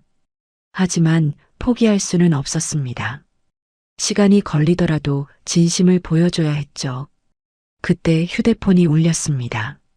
이정은이었습니다. 여보, 지금 어디야? 집에 좀 빨리 와. 할 얘기가 있어. 목소리가 심상치 않았죠. 장하준은 차를 돌렸습니다. 집에 도착하니 거실에 이정은이 앉아 있었습니다. 테이블 위에는 서류 뭉치가 놓여 있었죠. 장하준은 그것을 보자 심장이 철렁 내려앉았습니다. 김혜정에 대한 조사 보고서였죠. 박진우가 출력해둔 것을 이정은이 발견한 모양이었습니다. 이게 뭐야? 이정은의 목소리가 차가웠습니다. 김혜정, 24년 전 입양 보내진 아이. 당신 전 아내가 주선했다고. 설명해. 장하준은 소파에 앉았습니다. 한숨이 나왔죠. 더 이상 숨길 수 없었습니다. 내 딸일 수도 있어. 첫 번째 결혼해서 낳은 딸. 이정은의 얼굴이 창백해졌습니다. 뭐라고? 그게 무슨 소리야? 당신 딸이 있었다는 얘기는 처음 듣는데. 나도 죽은 줄 알았어. 오수진이 데려가서 사라졌으니까. 근데 살아있었어. 그 정비소에서 일하고 있었던 거야. 이정은은 벌떡 일어났습니다. 얼굴이 분노로 일그러져 있었죠. 그래서 요즘 그렇게 이상하게 군 거야. 나한테는 말도 안 하고. 장하준은 고개를 숙였습니다. 미안해. 먼저 확인하고 싶었어. 이정은은 창밖을 바라봤습니다. 어깨가 떨리고 있었죠. 우리 준혁이는요. 그 애한테는 뭐라고 할 건데요? 갑자기 누나가 생겼다고요. 재벌가 숨겨진 딸이라고요. 장하준은 대답하지 못했습니다. 준혁, 20살 아들이었죠. 대학에 다니고 있었습니다. 이 일이 준혁에게 어떤 영향을 미칠지 생각하지 못했습니다. 당장은 말하지 말자. DNA 검사 결과가 나올 때까지. 이정은은 돌아서서 장하준을 노려봤습니다. 당신은 항상 그래요. 혼자 결정하고 혼자 처리하고. 나는 뭐예요? 그냥 같이 사는 사람이에요. 이정은은 침실로 들어가 문을 닫았습니다. 장하준은 빈 거실에 홀로 남았죠. 창밖으로 서울의 야경이 펼쳐져 있었습니다. 화려한 불빛들. 하지만 장하준의 마음은 그 어느 때보다 어두웠죠. 아내도 딸도 회사도 모든 것이 흔들리고 있었습니다. 장하준은 눈을 감았죠. 손에 쥔 것이 많을수록 잃을 것도 많아진다는 걸 새삼 깨달았습니다. 하지만 김혜정만큼은 놓칠 수 없었죠. 24년 전에 이미 한 번 잃었으니까요. 다시는 그런 일이 없어야 했습니다. 장례를 마친 뒤 일주일이 지났습니다. 김혜정은 정비소에 출근했지만 예전 같지 않았죠. 손에 렌치를 들고도 멍하니 허공을 바라보는 시간이 많아졌습니다. 최서연이 옆에서 지켜보다 못해 말을 걸었죠. 사장님, 오늘은 좀 쉬세요. 제가 할게요. 김혜정은 고개를 저었습니다. 괜찮아. 이래야 정신이 좀 들어. 하지만 눈 밑에 짙게 내려앉은 다크서클이 괜찮지 않다는 걸 말해주고 있었죠. 점심시간이 되자 최서연이 컵라면 2개를 들고 사무실로 왔습니다. 작은 책상에 마주 앉아 라면을 먹었죠. 김혜정은 젓가락을 들었지만 입에 넣지 못했습니다. 최서연이 조심스럽게 물었죠. 사장님, 그 회장 양반 얘기 들었어요. DNA 검사 어쩌고. 진짜예요. 김혜정은 한숨을 내쉬었습니다. 모르겠어. 진짜인지 가짜인지 알고 싶지도 않고. 최서연은 라면 국물을 후루룩 마셨습니다. 그리고 말했죠. 근데 만약에 진짜면요. 진짜 아버지면 어떡할 거예요? 김혜정은 창밖을 바라봤습니다. 낡은 정비소 간판이 바람에 흔들리고 있었죠. 그래서 뭐가 달라지는데 24년 동안 없던 사람이 어머니 돌아가시는 것도 못 봤는데 이제 와서 아버지라고 하면 내가 좋아해야 해. 최서연은 대답하지 못했습니다. 김혜정의 말이 맞았으니까요. 그날 밤 김혜정은 원룸으로 돌아왔습니다. 현관문을 열자 텅 빈 방이 그녀를 맞이했죠. 양어머니의 유품은 아직 정리하지 못했습니다. 거실 한편에 쌓여 있었죠. 김혜정은 그 앞에 앉았습니다. 낡은 상자를 열었죠. 안에는 어린 시절 사진들과 편지, 그리고 작은 은팔찌가 들어 있었습니다. 김혜정은 은팔찌를 집어들었죠. 가느다란 체인에 별 모양 장식이 달려 있었습니다. 뒷면에는 뭔가 새겨져 있었죠. 장아린. 그 글자를 본 순간 김혜정의 손이 떨렸습니다. 양어머니가 살아계실 때 물어본 적이 있었습니다. 이 팔찌 뭐예요? 양어머니는 쓸쓸하게 웃으며 대답했죠. 내가 우리 집에 왔을 때 차고 있던 거야. 아마 친부모가 걸어준 거겠지. 그때는 별 생각 없이 넘겼습니다. 친부모라는 단어가 낯설기만 했으니까요. 양어머니와 양아버지가 김혜정에게는 유일한 부모였죠. 양아버지는 김혜정이 12살 때 교통사고로 돌아가셨고 그 후로 양어머니와 단둘이 살아왔습니다. 가난했지만 불행하지는 않았죠. 적어도 사랑받고 있다는 건 알았으니까요. 김혜정은 은팔찌를 손목에 차봤습니다. 어린 시절에는 컸던 팔찌가 이제는 딱 맞았죠. 장아린. 그게 원래 내 이름이었던 걸까요? 김혜정은 중얼거렸습니다. 장하준이라는 남자가 지어준 이름. 그리고 버린 이름. 가슴 한구석이 쓰렸죠. 왜 버렸을까요? 왜 찾지 않았을까요? 24년이라는 시간 동안 단 한 번도. 김혜정은 은팔찌를 풀어 다시 상자에 넣었습니다. 그리고 뚜껑을 닫았죠. 아직은 마주할 준비가 되지 않았습니다. 다음 날 아침 해정카 센터 앞에 낯선 차가 멈춰 섰습니다. 검은 세단에서 내린 건 장하준이 아니었죠. 40대 후반의 남자였습니다. 깔끔한 양복 차림에 날카로운 눈매. 장하민이었죠. 그는 정비소 안을 둘러보더니 작업 중인 김혜정에게 다가갔습니다. 김혜정 사장님이시죠? 김혜정은 고개를 들었습니다. 누구세요? 저는 장하민입니다. 세진그룹 부회장이죠. 장하준 회장의 동생이고요. 김혜정의 표정이 굳어졌습니다. 뭘 원하세요? 잠깐 얘기 좀 할 수 있을까요? 개인적인 일로요. 김혜정은 잠시 망설이다가 장갑을 벗었죠. 사무실로 가시죠. 두 사람은 작은 사무실에 마주 앉았습니다. 장하민은 주변을 둘러보며 말했죠. 소박하네요. 대기업 회장의 딸이 일하기엔 좀 그런 환경 아닌가요? 김혜정의 눈빛이 차가워졌습니다. 무슨 말씀인지 모르겠는데요. 장하민은 미소를 지었죠. 하지만 눈은 웃지 않았습니다. 형님이 요즘 이상하더라고요. 알고 보니 당신 때문이었군요. 숨겨진 딸. 드라마 같은 얘기죠. 저한테 왜 이런 말씀을 하시는 건데요? 김혜정의 목소리가 날카로워졌습니다. 장하민은 다리를 꼬며 대답했죠. 충고 차원에서 드리는 말씀입니다. 형님한테 너무 기대하지 마세요. 어차피 오래 못 가요. 무슨 뜻이에요? 장하민은 일어서며 명함을 내밀었습니다. 곧 알게 될 겁니다. 연락 기다리죠. 그리고 정비소를 나갔습니다. 김혜정은 명함을 바라봤습니다. 세진그룹 부회장 장하민. 그 남자의 눈빛이 머릿속을 떠나지 않았죠. 뭔가 꿍꿍이가 있는 것 같았습니다. 하지만 그게 뭔지는 알 수 없었죠.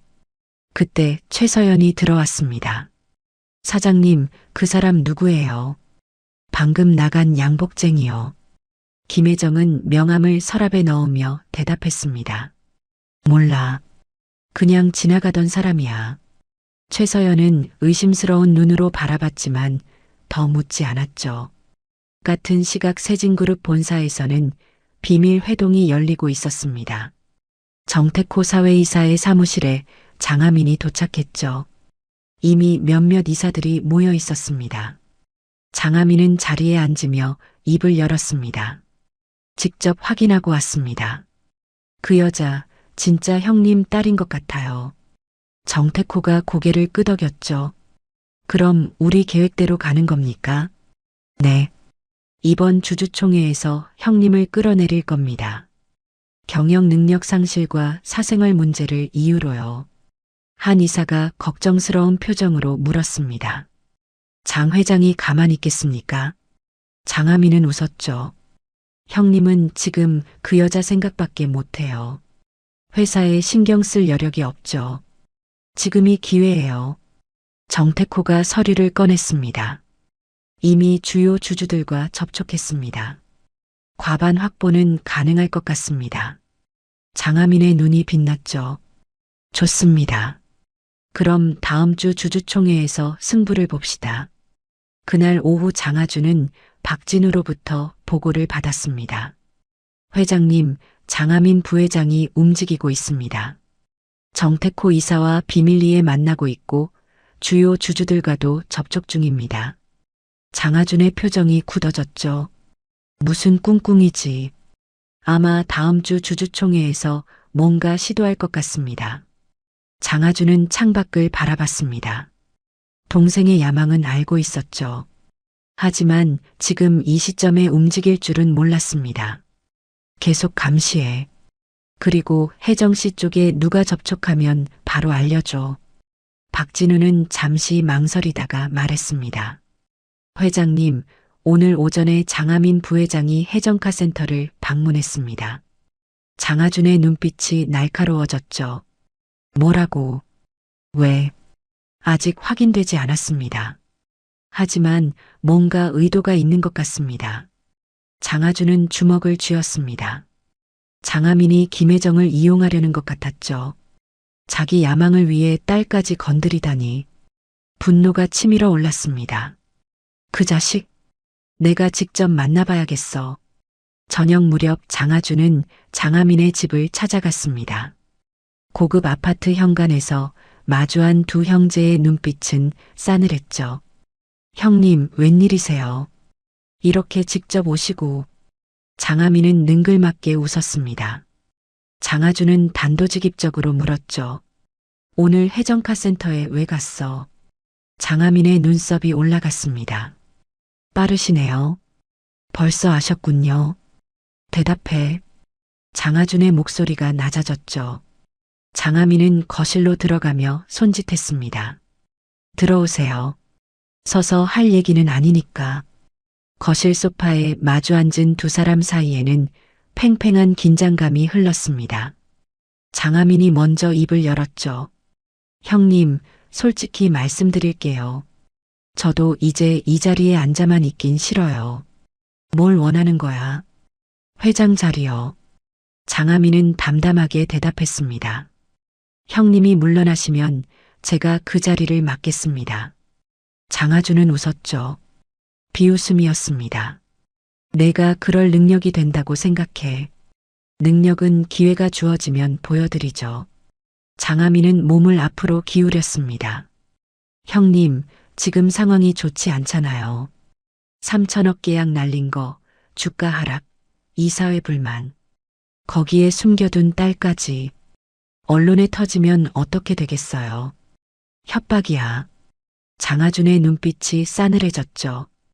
협박이라뇨. 조언이죠. 형님이 스스로 물러나시면 깔끔하게 처리할 수 있어요. 그 여자 건도 덮어드리고요. 장하준은 자리에서 일어났습니다. 건드리지 마. 혜정이를 건드리면 가만두지 않겠어. 장하민은 어깨를 으쓱했죠. 형님 마음대로 하세요. 어차피 다음 주면 결판 나니까. 장하준은 대답 없이 현관으로 향했습니다. 문을 열기 전에 뒤를 돌아봤죠. 내가 내 동생인 게 부끄럽다. 그리고 문을 닫고 나갔습니다.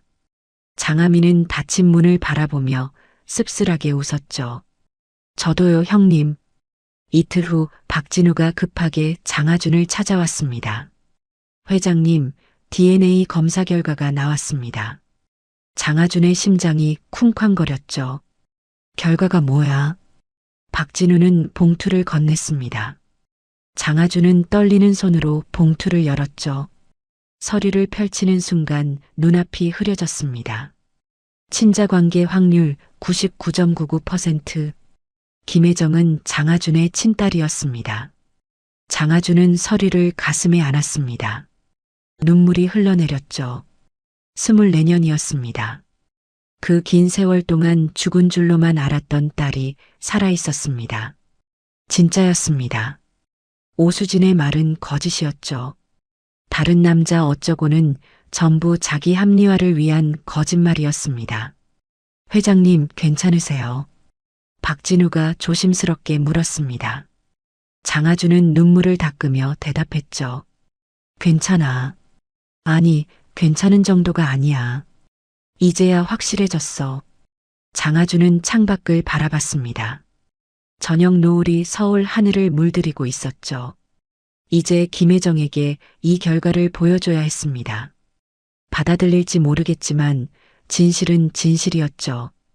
그리고 장하민의 음모도 막아야 했습니다. 주주총회까지 남은 시간은 닷새. 그 안에 모든 것을 정리해야 했죠. 쉽지 않을 것입니다. 하지만 이번에는 도망치지 않을 것이었죠. 24년 전처럼 포기하지 않을 것입니다. 장하준은 박진우를 바라봤습니다. 혜정 씨한테 연락해. 만나자고. 이번엔 꼭 만나야 해. 박진우는 고개를 끄덕였죠. 알겠습니다. 장하준은 DNA 검사 결과를 다시 한번 바라봤습니다. 99.99%. 그 숫자가 가슴 깊이 새겨졌죠. 이제 시작이었습니다. 딸을 되찾고 회사를 지키고 모든 것을 바로잡아야 했죠. 장하준은 눈을 감았습니다. 깊은 숨을 들이쉬었죠. 그리고 다시 눈을 떴습니다. 눈빛이 단단하게 빛나고 있었죠.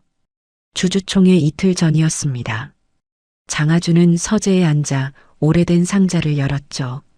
안에는 24개의 편지 봉투가 차곡차곡 쌓여 있었습니다.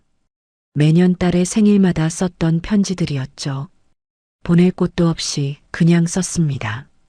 어딘가에 살아있을지도 모르는 딸에게 언젠가 만나면 전해주려고. 장하준은 첫 번째 편지를 꺼내 펼쳤습니다.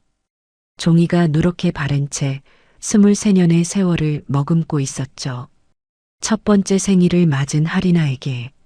아빠는 오늘도 너를 찾았단다. 어디에 있는지 모르지만 내가 건강하게 자라고 있길 바란다. 미안해. 지켜주지 못해서 정말 미안해. 장하준의 눈가가 촉촉해졌습니다. 그때의 절박함이 생생하게 떠올랐죠. 매일 밤 잠들기 전 딸의 얼굴을 떠올리며 눈물 흘렸던 날들. 찾아도 나타나지 않았던 그 아이. 결국 포기해야 했던 순간들. 24개의 편지를 하나씩 읽어내려갔습니다. 5살 생일에는 유치원에 다닐 나이라고 썼죠. 7살에는 초등학교 입학을 축하한다고 했습니다. 13살에는 사춘기가 시작됐을 거라며 걱정을 적었고 20살에는 성인이 된 것을 축하했죠. 24개의 생일마다 장아주는 편지를 썼습니다. 보내지 못할 편지를 만나지 못할 딸에게. 그것이 장아준이 죄책감을 감당하는 방식이었죠. 문이 열리고 이정은이 들어왔습니다. 며칠째 거의 말을 하지 않던 아내였죠. 뭐해요? 이정은의 목소리는 차가웠습니다. 장아준은 편지들을 정리하며 대답했죠. 내일 혜정이를 만나려고. 이정은의 눈빛이 흔들렸습니다. 진짜 딸이래요. 검사 결과. 응, 친딸이야. 장아준의 대답에 이정은은 한참 동안 아무 말도 하지 않았죠. 그리고 낮은 목소리로 물었습니다. 그럼 우리는요? 나랑 준혁이는 어떻게 되는 거예요? 장아준은 일어나 이정은에게 다가갔습니다. 달라지는 거 없어. 너희도 내 가족이야. 이정은은 고개를 저었죠. 달라지지 않을 리가 없잖아요. 갑자기 딸이 나타났는데 그것도 24년 숨겨온 딸이. 숨긴 게 아니야. 죽은 줄 알았다니까. 장아준의 목소리가 높아졌습니다. 이정은은 눈물을 훔치며 방을 나갔죠. 장아준은 한숨을 내쉬었습니다. 가정도 회사도 모든 것이 흔들리고 있었죠. 다음 날 아침 장아준은 박진우를 불렀습니다. 주주총회 상황은 어때? 박진우의 표정이 어두웠죠. 좋지 않습니다. 장하민 부회장 측에서 주요 주주들을 상당수 포섭한 것 같습니다. 현재로서는 과반 확보가 어려울 수도 있습니다. 장아준은 창밖을 바라봤습니다. 30년 넘게 키운 회사였죠. 동생에게 빼앗길 수는 없었습니다. 하지만 지금 머릿속에는 다른 생각이 더 컸죠. 혜정이. 먼저 혜정이를 만나야 해. 박진우는 걱정스러운 표정으로 말했습니다.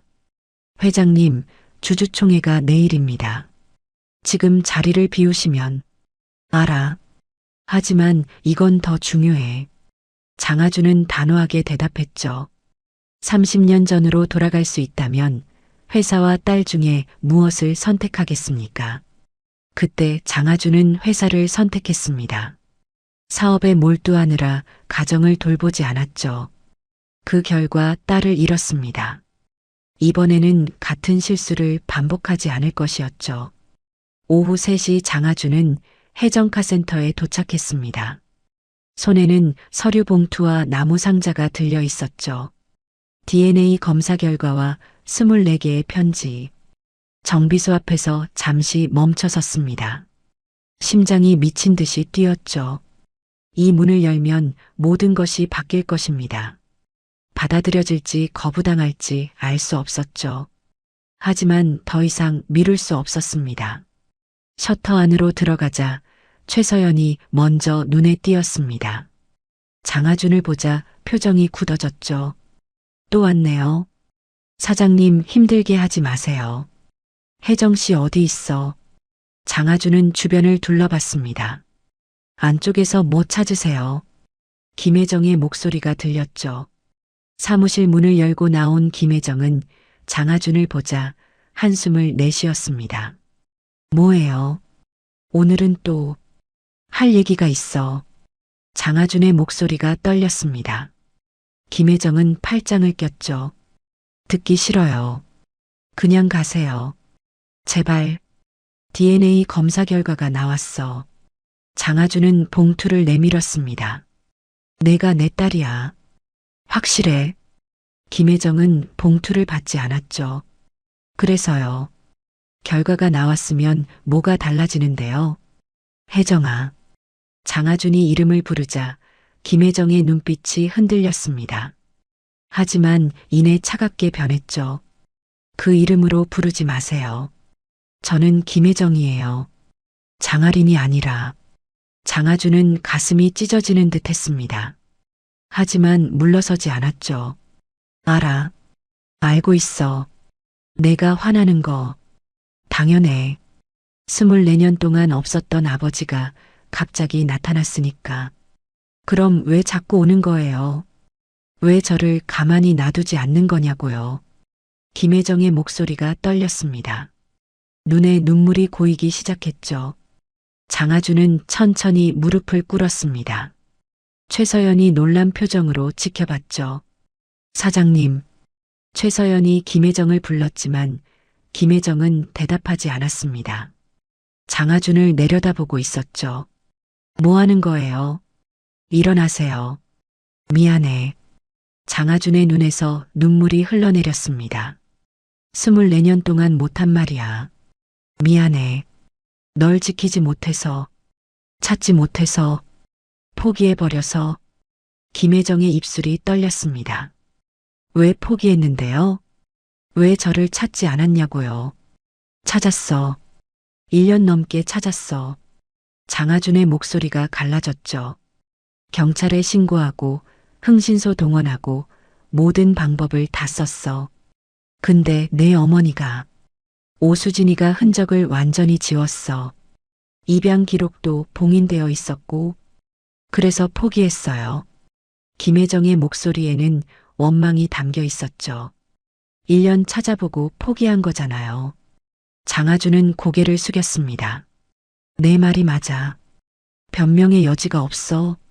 사업한다고 살아야 한다고 그렇게 핑계대면서 포기했어.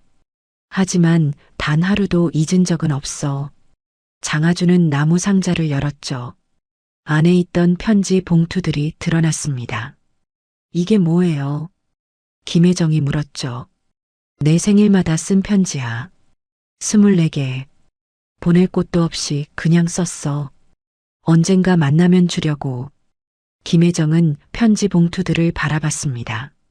손이 떨렸죠. 거짓말이에요. 진심이야. 하나만 읽어봐. 장하준은 첫 번째 편지를 꺼내 김혜정 앞에 놓았습니다.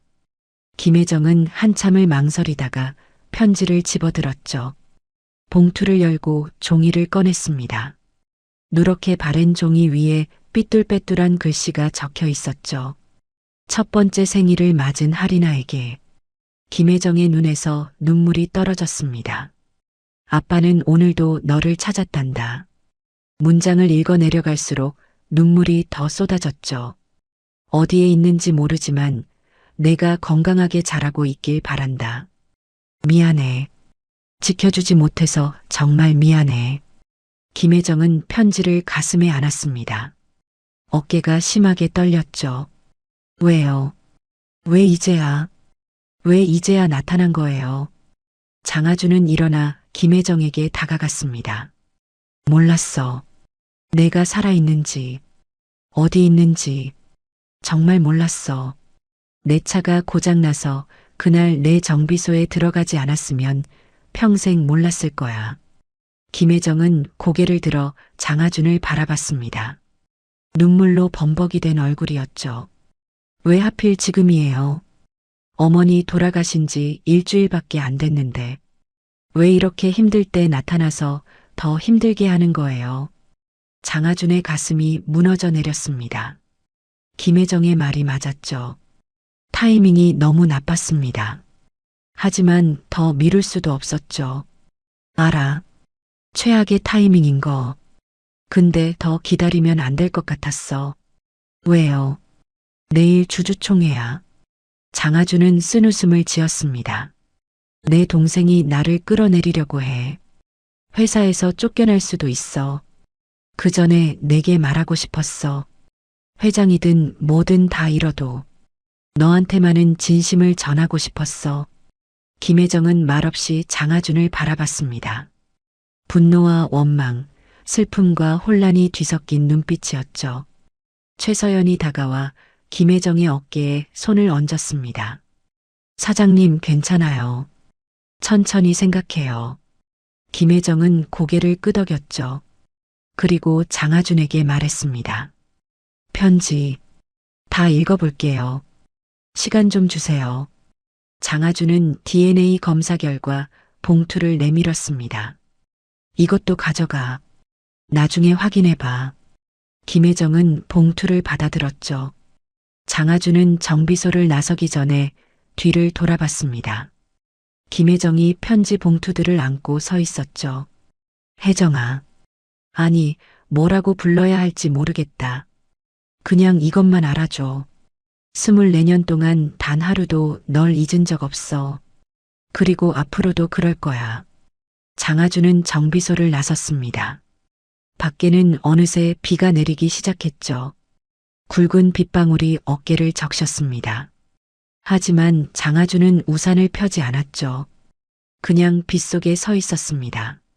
차에 올라탄 뒤에도 한참 동안 시동을 걸지 않았습니다. 핸들 위에 이마를 대고 눈을 감았죠. 할 수 있는 건 다 했습니다. 이제 김혜정의 선택에 달려 있었죠. 받아들여줄지 거부할지. 장하준은 깊은 숨을 내쉬었습니다. 그리고 시동을 걸었죠. 내일은 주주총회였습니다. 또 다른 전쟁이 기다리고 있었죠. 그날 밤 김혜정은 원룸에서 24개의 편지를 모두 읽었습니다. 첫 번째 생일부터 24번째 생일까지. 편지마다 아버지의 그리움과 죄책감이 묻어 있었죠. 5살 때 편지에는 이런 문장이 있었습니다. 오늘 내 또래 아이가 아빠 손을 잡고 걸어가는 걸 봤어. 그 모습이 너무 부러웠단다. 나도 내 손을 잡고 걸어보고 싶어. 12살 때 편지에는 이렇게 적혀 있었죠. 아빠가 재혼을 했어. 좋은 사람이야. 하지만 내 자리는 아무도 대신할 수 없어. 내가 원래 있어야 할 자리가 항상 비어 있단다.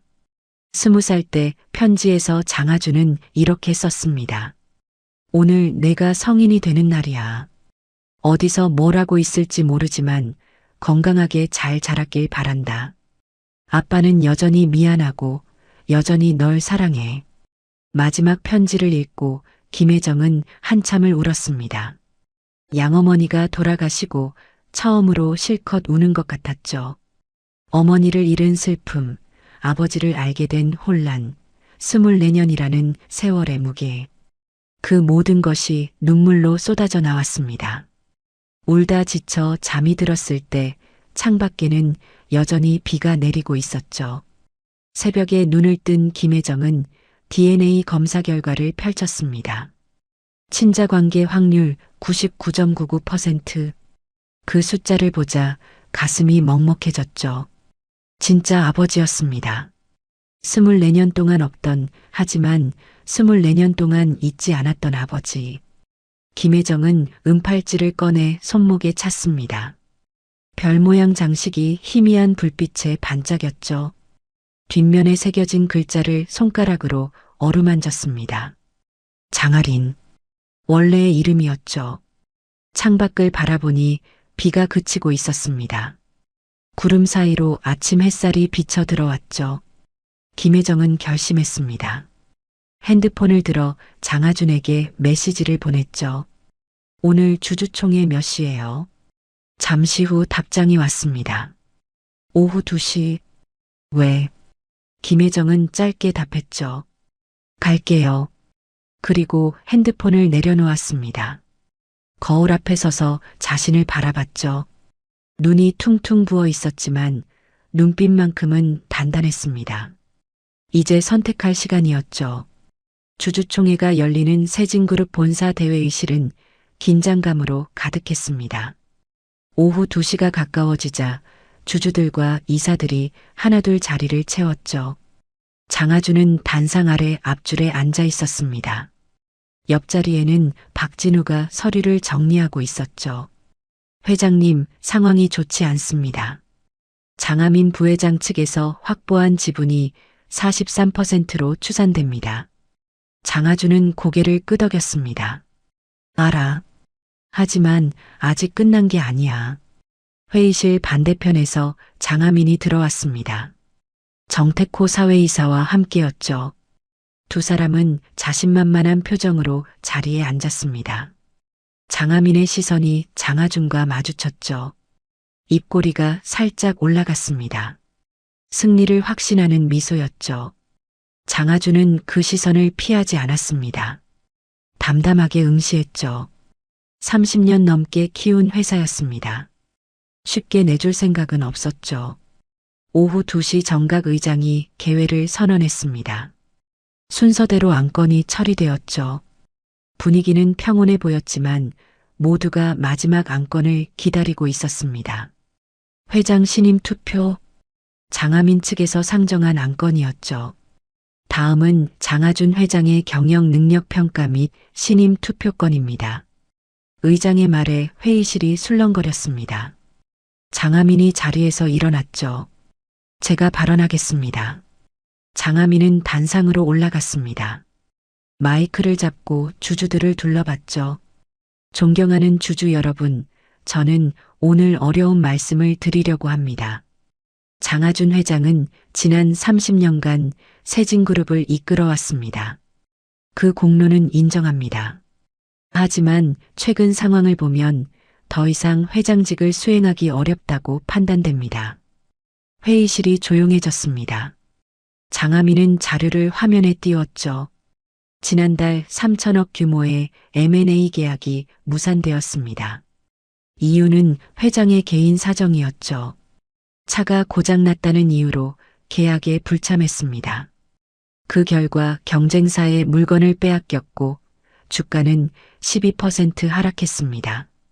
주주들 사이에서 수군거리는 소리가 들렸죠. 장하민은 계속했습니다. 그뿐만이 아닙니다. 최근 장하준 회장은 개인적인 문제에 몰두해 경영에 소홀히 하고 있습니다. 숨겨둔 딸이 있다는 소문이 있죠. 사생활까지 들추고 싶지 않지만 이런 상황에서 회사를 맡기기엔 불안합니다. 장하준의 주먹이 꽉 쥐어졌습니다. 딸 이야기까지 꺼낼 줄은 몰랐죠. 하지만 표정을 바꾸지 않았습니다. 침착하게 장하민의 말을 들었죠. 따라서 저는 장하준 회장의 불신임을 제안합니다. 새로운 리더십으로 회사를 재건해야 합니다. 장하민은 고개를 숙여 인사했습니다. 그리고 자리로 돌아갔죠. 정태호가 손뼉을 치기 시작했고 몇몇 이사들이 따라 박수를 쳤습니다. 장하준은 자리에서 일어났습니다. 이제 내 차례였죠. 단상에 오른 장하준은 주주들을 둘러봤습니다. 익숙한 얼굴들이 보였죠. 30년 넘게 함께한 사람들이었습니다. 주주 여러분, 제 동생의 말을 들으셨습니다. 맞는 말도 있고 틀린 말도 있죠. 3천억 계약을 놓친 건 사실입니다.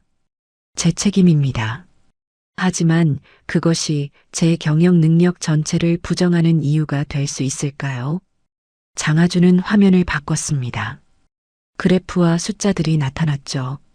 지난 30년간 세진그룹은 매출 50배 성장을 이뤘습니다. 직원 수는 300명에서 2만 명으로 늘었죠. 대한민국 자동차 산업의 핵심 기업이 되었습니다. 이 모든 것이 우연이 된 게 아닙니다. 주주들의 표정이 달라지기 시작했죠. 장하민 측 주주들 사이에서도 고개를 끄덕이는 사람들이 있었습니다. 그리고 제 개인적인 문제에 대해 말씀드리겠습니다. 장하준은 잠시 말을 멈췄죠. 네, 저에게는 딸이 있습니다. 24년 전에 잃어버렸다가 최근에야 다시 찾은 딸이죠. 그것이 제 경영 능력과 무슨 상관이 있는지 모르겠습니다. 회의실이 술렁거렸죠. 장하민의 표정이 굳어졌습니다. 제가 아버지로서 좋은 사람인지는 모르겠습니다. 아마 아닐 겁니다. 24년 동안 딸을 찾지 못했으니까요. 하지만 그것과 회사 경영은 별개의 문제입니다. 세진그룹은 제가 30년 넘게 피땀 흘려 키운 회사입니다. 쉽게 내줄 생각 없습니다. 장하준의 목소리에는 단호함이 묻어났죠. 그때 회의실 뒷문이 열렸습니다. 모든 시선이 그쪽으로 향했죠. 문 앞에 한 여자가 서 있었습니다. 작업복 대신 깔끔한 정장을 입고 있었죠. 김혜정이었습니다. 장하준의 눈이 커졌습니다. 진짜 온 거야. 김혜정은 천천히 회의실 안으로 걸어 들어왔죠. 수백 명의 시선이 쏟아졌지만 김혜정은 흔들리지 않았습니다. 곧장 단상을 향해 걸어갔죠. 누구세요? 지금 주주총회 중인데 의장이 막으려 했습니다. 김혜정은 대답했죠. 김혜정입니다. 장하준 회장의 딸이요. 회의실이 순간 얼어붙었습니다. 장하민의 얼굴이 창백해졌죠. 정태호도 당황한 표정이었습니다. 김혜정은 단상에 올라 장하준 옆에 섰죠. 마이크를 달라고 손짓했습니다. 장하준이 마이크를 건넸죠. 손이 떨리고 있었습니다. 김혜정은 주주들을 둘러봤습니다. 그리고 입을 열었죠. 안녕하세요. 저는 24년 전에 입양 보내진 장하준 회장의 친딸입니다. DNA 검사로 확인됐죠. 며칠 전에야 이 사실을 알게 됐습니다. 회의실은 완전한 침묵에 빠졌죠. 김혜정은 계속했습니다. 솔직히 말씀드리면 저는 장하준 회장을 원망했습니다. 24년 동안 없던 아버지니까요. 어머니가 돌아가시는 것도 못 봤으니까요. 근데 어젯밤에 이걸 읽었습니다. 김혜정은 가방에서 편지 봉투 하나를 꺼냈죠. 제 생일마다 쓴 편지예요. 24개가 있습니다. 보낼 곳도 없이 그냥 썼대요. 언젠가 만나면 주려고. 김혜정의 목소리가 떨렸습니다. 하지만 멈추지 않았죠. 저는 장하준 회장이 어떤 경영자인지 모릅니다. 3천억을 날린 게 큰 실수인지도 모르겠어요. 하지만 한 가지는 압니다. 이 사람은 24년 동안 자기 딸을 잊지 않았어요. 매년 생일마다 편지를 썼어요. 그게 어떤 마음인지 저는 이제야 알 것 같습니다. 김혜정은 장하준을 바라봤습니다. 눈에 눈물이 고여 있었죠. 저는 아직 이 사람을 아버지라고 부를 준비가 안 됐어요. 시간이 필요해요. 하지만 적어도 이건 말할 수 있습니다. 이 사람은 포기하지 않는 사람이에요. 24년 동안 딸을 잊지 않은 사람이 회사를 쉽게 포기할까요? 저는 그렇게 생각하지 않습니다. 회의실에 침묵이 흘렀습니다. 몇몇 주주들이 고개를 끄덕이기 시작했죠.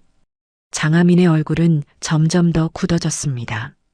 정태호가 뭔가 말하려 했지만 주변의 분위기가 달라지고 있었죠.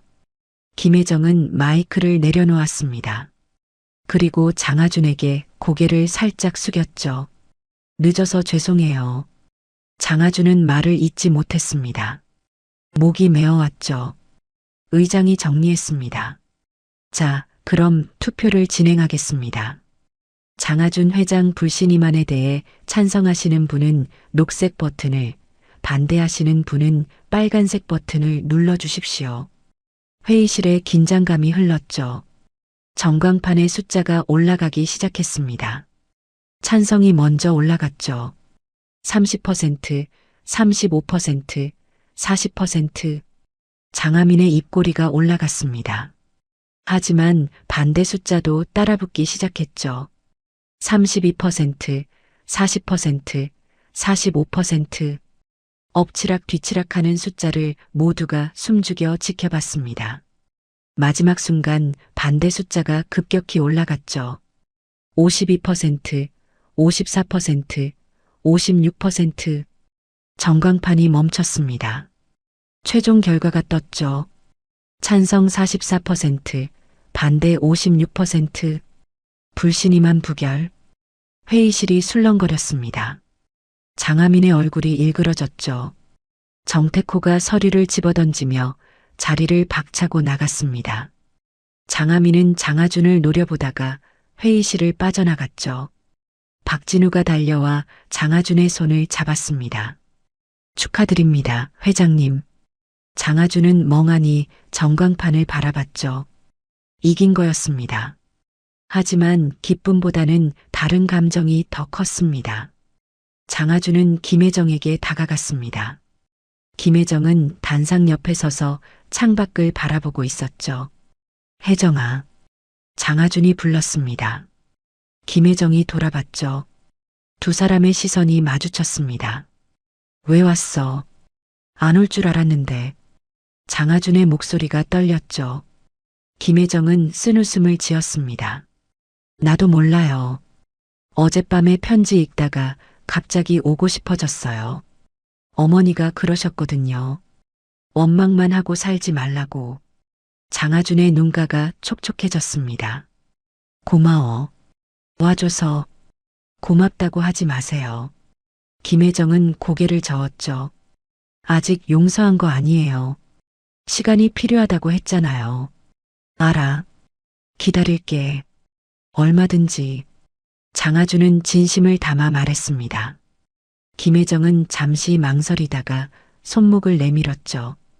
거기에는 은팔찌가 채워져 있었습니다.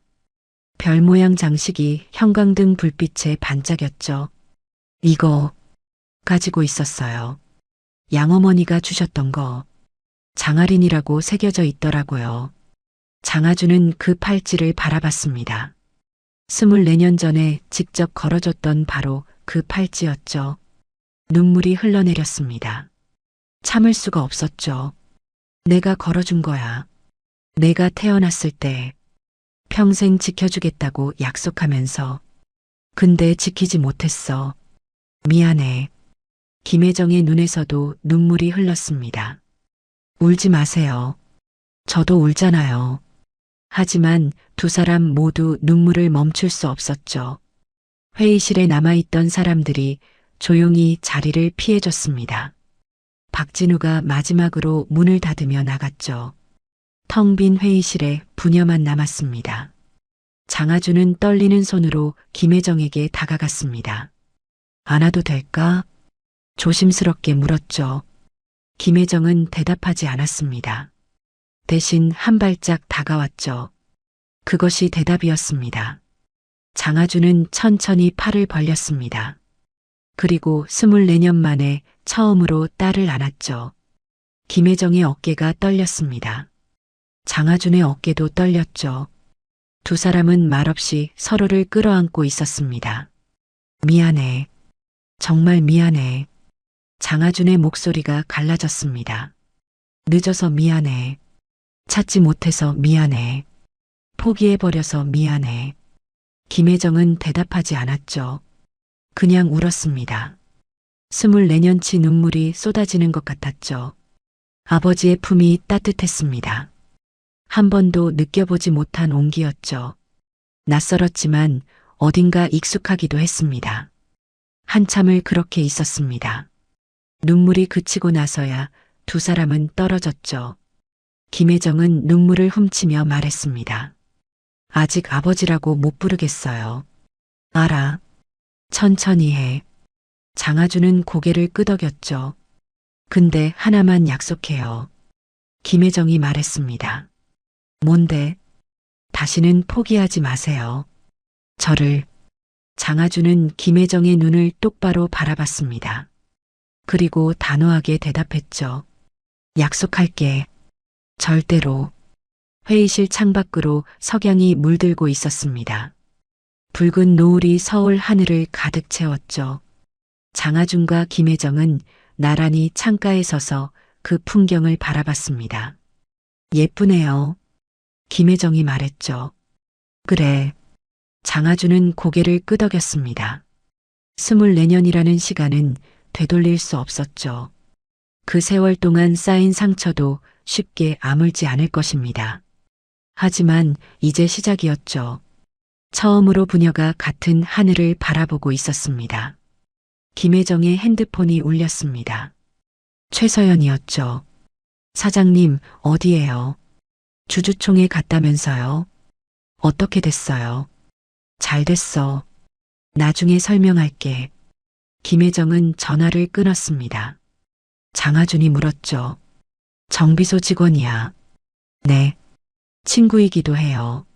좋은 사람이네. 장하준은 미소 지었습니다. 김혜정 주변에 좋은 사람이 있다는 게 다행이었죠. 이제 어떻게 할 거예요? 김혜정이 물었습니다. 회사요. 동생분이 가만히 있겠어요. 장하민 말이야. 장하준은 한숨을 내쉬었죠. 모르겠어. 하지만 더 이상 피하지는 않을 거야. 제대로 정리해야지. 김혜정은 고개를 끄덕였습니다. 저도요. 더 이상 피하지 않을 거예요. 뭘? 제 인생이요. 카센터만 할 게 아니라 뭔가 더 해보려고요. 장하준의 눈이 빛났죠. 뭘 하고 싶은데 아직 모르겠어요. 근데 찾아볼 거예요. 장하준은 주머니에서 명함을 꺼냈습니다. 도움이 필요하면 연락해. 뭐든 도와줄게. 김혜정은 명함을 받아들었죠. 세진그룹 회장 장하준. 그 이름이 이제는 조금 다르게 느껴졌습니다. 남이 아니었죠. 고마워요. 근데 제 힘으로 해볼게요. 먼저. 장하준은 웃었습니다. 그래. 그게 더 좋겠다. 두 사람은 다시 창밖을 바라봤죠. 해가 완전히 지고 있었습니다. 어둠이 내려오는데도 두 사람은 움직이지 않았죠. 할 말이 너무 많았지만 지금은 침묵이 더 편했습니다. 24년의 빈자리를 채우는 데는 오랜 시간이 걸릴 것입니다.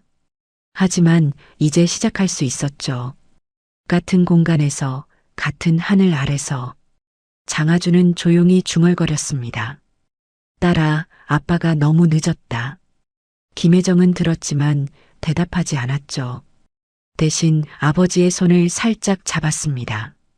그것으로 충분했습니다. 밤이 깊어가고 있었습니다. 세진그룹 본사 건물의 불빛이 하나둘 꺼지고 있었죠. 하지만 회의실에는 여전히 두 사람의 실루엣이 보였습니다. 창가에 나란히 서서 서울의 야경을 바라보는 부녀의 모습. 24년 만의 재회였죠. 늦었지만 결코 끝난 것은 아니었습니다. 이제 새로운 이야기가 시작되려 하고 있었죠. 아버지와 딸의 이야기가.